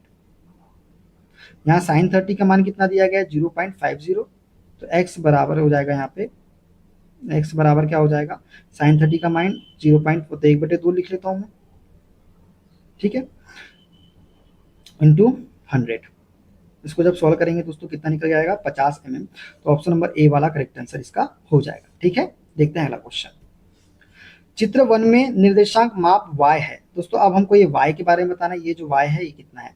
तो वही पहले sin 30 लगाए थे, अब क्या लगाएंगे हम, cos 30 लगाएंगे। तो cos 30 तो क्या हो जाएगा, cos 30 बराबर y अपॉन में 100। cos 30 का मान कितना था, 0.866 दिया हुआ था, तो ये हमने मान रखा और उसको जब सॉल्व किया तो 86.60 mm ऑप्शन नंबर सी वाला करेक्ट आंसर हो जाएगा। ठीक है, देखते हैं अगला क्वेश्चन। जब इंटरसेक्शन तल शंकु के आधार के समानांतर गुजरता हो तो उस काट को क्या कहते हैं। दोस्तों जब इंटरसेक्शन तल शंकु के आधार के समानांतर गुजरता है तो उस काट को क्या बोलते हैं, उसे हम बोलते हैं वृत्त। क्या बोलते हैं, वृत्त बोलते हैं। जब इंटरसेक्शन तल शंकु के आधार के समानांतर गुजरता है तो इससे प्राप्त काट को हम क्या बोलते हैं, वृत्त कहते हैं। ठीक है, देखते हैं अगला क्वेश्चन। जब बेलन को आधार पर झुके हुए परिच्छेद तल से काटा जाता है तो परिच्छेद की आकृति होती है। दोस्तों जब बेलन को आधार पर झुके हुए परिच्छेद तल से काटा जाता है तो परिच्छेद की जो आकृति होती है वो कैसी होती है, दीर्घवृत्ताकार होती है। कैसी होती है, दीर्घवृत्ताकार। बेलन के परिच्छेद, जब बेलन को आधार के समांतर एक परिच्छेद तल से काटा जाता है तो परिच्छेद की वास्तविक आकृति उसी व्यास के वृत्त की तरह होती है। और जब बेलन की अक्ष के समांतर एक परिच्छेद तल से काटा जाता है तो एक आयत प्राप्त होता है। और जब बेलन की आधार से झुके एक परिच्छेद तल से बेलन को काटा जाता है तो प्राप्त परिच्छेद की वास्तविक आकृति दीर्घवृत्ताकार होती है। तो ये सभी तीनों पॉइंट आपको याद रखना है। ठीक है ना, देखते हैं अगला क्वेश्चन। वृत्त के उस भाग का नाम बताइए जो आर्क और कॉर्ड के द्वारा बनाया गया है। दोस्तों वृत्त का वह भाग जो आर्क और कॉर्ड के द्वारा बनाया जाता है उसे हम बोलते हैं क्या, सेगमेंट। क्या बोलते हैं उसे हम, सेगमेंट या वृत्तखंड बोलते हैं। सेगमेंट या वृत्तखंड वृत्त के चाप व जीवा के बीच के भाग को वृत्तखंड कहते हैं। सेक्टर या त्रिज्यखंड की बात करें तो वृत्त के 2 त्रिज्याओं तथा उनके अंतिम बिंदुओं से बनने वाले चाप से घिरे क्षेत्र को वृत्त का सेक्टर कहते हैं। ठीक है, देखते हैं अगला क्वेश्चन। एक वृत्त के चाप व जीवा से घिरे भागों को किस नाम से जाना जाता है? दोस्तों एक वृत्त के चाप व जीवा से घिरे भागों को हम बोलते हैं वृत्तखंड। क्या बोलते हैं? वृत्तखंड बोलते हैं। वृत्त के चाप व जीवा से घिरे भागों को वृत्तखंड हम कहते हैं। ठीक है, देखते हैं अगला क्वेश्चन। एक बिंदु का बिंदुपथ जो एक समतल में इस प्रकार गमन करे कि एक निश्चित बिंदु तथा एक निश्चित रेखा से इसकी दूरियों का अनुपात हमेशा नियत रहता है कहलाता है। दोस्तों एक बिंदु का बिंदुपथ जो एक समतल में इस प्रकार गमन करे कि एक निश्चित बिंदु तथा एक निश्चित रेखा से इसकी दूरियों का अनुपात हमेशा नियत रहता है, ये क्या कहलाता है? तो इसे हम बोलते हैं सांकव। क्या बोलते हैं? इसे हम सांकव बोलते हैं। दोस्तों सांकव कोनिकल एक बिंदु का बिंदुपथ है जो एक समतल में इस प्रकार गमन करता है कि एक निश्चित बिंदु तथा एक निश्चित रेखा से इसकी दूरियों का अनुपात हमेशा कैसा होता है? नियत होता है। क्या कहलाता है? सांकव कहलाता है। निश्चित बिंदु को नाभि तथा निश्चित रेखा को नियता हम कहते हैं। निश्चित बिंदु को क्या बोलते हैं? नाभि बोलते हैं, तथा निश्चित रेखा को क्या बोलते हैं? नियता बोलते हैं। उत्केंद्रता ई बराबर क्या होता है? नाभि से दूरी डिवाइडेड बाय नियता से दूरी। ठीक है, ये आपको याद रखना है। देखते हैं अगला क्वेश्चन। जब किसी शंकु को कटिंग प्लेन किसी कोण पर काटे तथा सभी जनरेटर कट जाए तो बना कोनिक सेक्शन कहलाता है। दोस्तों जब किसी शंकु को कटिंग प्लेन किसी कोण पर काटे तथा सभी जनरेटर यदि कट जाए तो बना कोनिक सेक्शन जो है ना, ये दीर्घवृत्त कहलाता है। क्या कहलाता है? दीर्घवृत्त कहलाता है। जब किसी शंकु को कटिंग प्लेन किसी कोण पर काटे तथा जनरेटर कट जाए तो बना कोनिक सेक्शन दीर्घवृत्त कहलाता है। दीर्घवृत्त की उत्केंद्रता सदैव एक से कैसी होती है? कम होती है। कैसी होती है? एक से कम होती है। ठीक है, देखते हैं अगला क्वेश्चन। जब शंकु को कटिंग प्लेन इसकी तिर्यक रेखा के समानांतर काटे तो यह कोनिक सेक्शन बनता है। दोस्तों जब शंकु को कटिंग प्लेन इसकी तिर्यक रेखा के समांतर काटे तो कोनिक सेक्शन क्या बनता है? तो परवलय बनता है, पैराबोला बनता है। दोस्तों जब शंकु के कटिंग प्लेन इसकी तिर्यक रेखा या जनरेटर के समांतर काटे तो यह कोनिक सेक्शन परवलय या पैराबोला कहलाता है। क्या कहलाता है? परवलय या फिर पैराबोला। ठीक है, देखते हैं अगला क्वेश्चन। इन कोनिक सेक्शन में कटिंग प्लेन तिर्यक रेखा के समांतर नहीं होता तथा आधार से गुजरता है। तो किस कोनिक सेक्शन में कटिंग प्लेन तिर्यक रेखा के समांतर नहीं होता तथा आधार से गुजरता है? तो दोस्तों ये है अति परवलय हाइपरबोला। हाइपरबोला जो है दोस्तों, ये इस कोनिक सेक्शन में कटिंग प्लेन तिर्यक रेखा के समांतर नहीं होता तथा आधार से गुजरता है। दोस्तों जब शंकु को कटिंग तिर्यक रेखा के समांतर नहीं काटता तथा आधार से गुजरता है तो यह कोनिक सेक्शन अति परवलय हाइपरबोला कहलाता है। ठीक है, देखते हैं अगला क्वेश्चन। जब एक अर्धवृत्त अपने व्यास के चारों ओर घूमता है तो कौन सा ठोस बनता है? दोस्तों जब एक अर्धवृत्त अपने व्यास के चारों ओर घूमता है तो क्या प्राप्त होता है? गोला, स्फेयर प्राप्त होता है। तो ऑप्शन ए इसका करेक्ट आंसर हो जाएगा। ठीक है, देखते हैं अगला क्वेश्चन। छोटा अक्ष डैश में पाया जाता है। बड़ा अक्ष और छोटा अक्ष, बड़ा अक्ष और छोटा अक्ष डैश में पाया जाता है। तो बड़ा अक्ष और छोटा अक्ष जो है दोस्तों, ये दीर्घवृत्त में पाया जाता है। किसमें पाया जाता है? दीर्घवृत्त में। दीर्घवृत्त में दो अक्ष पाया जाता है, एक बड़ा अक्ष जिसे दीर्घाक्ष कहते हैं तथा दूसरा लघु अक्ष। वृत्त की उत्केंद्रता का मान 0 के बराबर होता है। दीर्घवृत्त की उत्केंद्रता का मान 1 से कम होता है। परवलय की उत्केंद्रता का मान 1 के बराबर होता है और अति परवलय की उत्केंद्रता का मान 1 से अधिक होता है। ठीक है, तो ये सभी चीजें आपको याद रखना है। देखते हैं अगला क्वेश्चन। प्रक्षेप में वृत्त दिखाई देता है, समपरिमाण प्रक्षेप में वृत्त दिखाई देता है। दोस्तों समपरिमाण प्रक्षेप में वृत्त जो है ना, ये कैसा दिखा देता है? तो एक दीर्घवृत्त की तरह दिखाई देता है। कैसा? एक दीर्घवृत्त की तरह। समपरिमाण प्रक्षेप में वृत्त एक दीर्घवृत्त की तरह दिखाई देता है। तो राइट आंसर क्या हो जाएगा? ऑप्शन नंबर ए वाला हो जाएगा। ठीक है, देखते हैं अगला क्वेश्चन। सही विकल्प का चयन करें। किसी वृत्त का सममिति प्रक्षेपण होता है। दोस्तों किसी वृत्त का सममिति प्रक्षेपण जो होता है ना, ये हमेशा दीर्घवृत्त होता है। क्या होता है? दीर्घवृत्त। किसी वृत्त का सममिति प्रक्षेपण दीर्घवृत्त होता है। सममितीय प्रक्षेपण में केवल एक ही दृश्य बनाया जाता है, जबकि लंबकोणीय प्रक्षेपण में 2 या 3 दृश्य खींचे जाते हैं। सममिति में केवल एक ही दृश्य बनाया जाता है दोस्तों, और लंबकोणीय प्रक्षेपण में 2 या 3 दृश्य खींचे जाते हैं। तो ये सारी चीजें आपको याद रखना है। ठीक है, देखते हैं अगला क्वेश्चन। निम्न में से कौन शंक्वाकार काट नहीं है? निम्न में से कौन जो है शंक्वाकार काट नहीं है? तो दोस्तों ये हो जाएगा वर्ग। वर्ग जो है ना, ये शंक्वाकार काट नहीं है। वर्गाकार वस्तु को काटने पर उसमें कभी भी शंक्वाकार काट नहीं प्राप्त होता, जबकि वृत्त, परवलय और दीर्घवृत्त में प्राप्त किया जा सकता है। ठीक है, तो बी वाला इसका करेक्ट आंसर हो जाएगा। चलिए देखते हैं अगला क्वेश्चन। वृत्त की परिधि पर स्थित उस बिंदु द्वारा खींचे गए वक्र को क्या कहते हैं जो एक सीधी रेखा पर घूमता है। तो वृत्त की परिधि पर स्थित उस बिंदु द्वारा खींचे गए वक्र को क्या कहते हैं जो एक सीधी रेखा पर घूमता है, तो उसे हम बोलते हैं दोस्तों चक्रांक, साइक्लॉइड बोलते हैं। दोस्तों साइक्लॉइड वक्र की बात करें तो जब कोई वृत्त किसी सीधी रेखा पर रोलिंग करे तो इसकी परिधि पर किसी एक बिंदु द्वारा ट्रेस किया गया वक्र साइक्लॉइड वक्र कहलाता है। क्या कहलाता है? साइक्लॉइड वक्र या चक्रांक कहलाता है। ठीक है, देखते हैं अगला क्वेश्चन। अच्छा, ये भी याद रखना है आपको, इनवॉल्यूट वक्र बोलते हैं तो एक स्थिर रोलर पर सीधी रेखा को स्पर्श कराते हुए आगे बढ़ाना इनवॉल्यूट वक्र कहलाता है। दोस्तों किसी एक स्थिर रोलर पर सीधी रेखा को स्पर्श कराते हुए आगे बढ़ाना क्या कहलाता है? इनवॉल्यूट वक्र कहलाता है। एपीसाइक्लॉइड वक्र की बात करें तो किसी वक्राकार स्थिर सतह पर वृत्त या रोलर का रोल होना, ये क्या कहलाता है? एपीसाइक्लॉइड वक्र कहलाता है। ठीक है, देखते हैं अगला क्वेश्चन। जब दोलक आवर्ती गति करता है तो एक बिंदु द्वारा उसके जुड़ी रस्सी डोरी के अनुदिश एक वक्र स्थिर गति द्वारा रेखांकित होता है, जिसे कहते हैं। दोस्तों जब दोलक आवर्ती गति करता है तो एक बिंदु द्वारा उसके जुड़ी रस्सी के अनुदिश वक्र एक स्थिर गति द्वारा रेखांकित होता है, जिसे हम क्या बोलते हैं? तो जिसे हम बोलते हैं दोस्तों स्पाइरल। क्या बोलते हैं इसे? हम स्पाइरल बोलते हैं। तो राइट आंसर क्या हो जाएगा? ऑप्शन नंबर बी वाला हो जाएगा। जब कोई पेंडुलम दोलन करता है तो इसके धागे के अंतर्गत स्थिर गति पर जो बिंदु के द्वारा वक्र छापा जाता है तो वक्र स्पाइरल वक्र प्राप्त होता है। ये है दोस्तों, देखिए ये वाला कौन सा वक्र है? स्पाइरल वक्र है। तो जब दोलक आवर्ती गति करता है तो एक बिंदु द्वारा उसके जुड़ी रस्सी डोरी के अनुदिश वक्र एक स्थिर गति द्वारा रेखांकित होता है, जिसे हम बोलते हैं स्पाइरल। ठीक है, क्या बोलते हैं उसे? हम स्पाइरल बोलते हैं। ठीक है दोस्तों, क्लियर हो गया? ठीक है, क्लियर हो गया। चलिए, तो ये थे दोस्तों सारे क्वेश्चन ज्यामिति चित्र के। यहाँ पे हमारा टॉपिक समाप्त होता है। वीडियो कैसा लगा कमेंट बॉक्स में जरूर बताइएगा। वीडियो अच्छा लगे दोस्तों वीडियो को लाइक कर दीजिएगा, शेयर कर दीजिएगा, कमेंट कर दीजिएगा। चैनल पे नए हैं चैनल को सब्सक्राइब करके बेल आइकन को प्रेस कर लीजिएगा। दोस्तों मिलते हैं अगले वीडियो में, अपना ख्याल रखिए। Okay, bye bye, take care.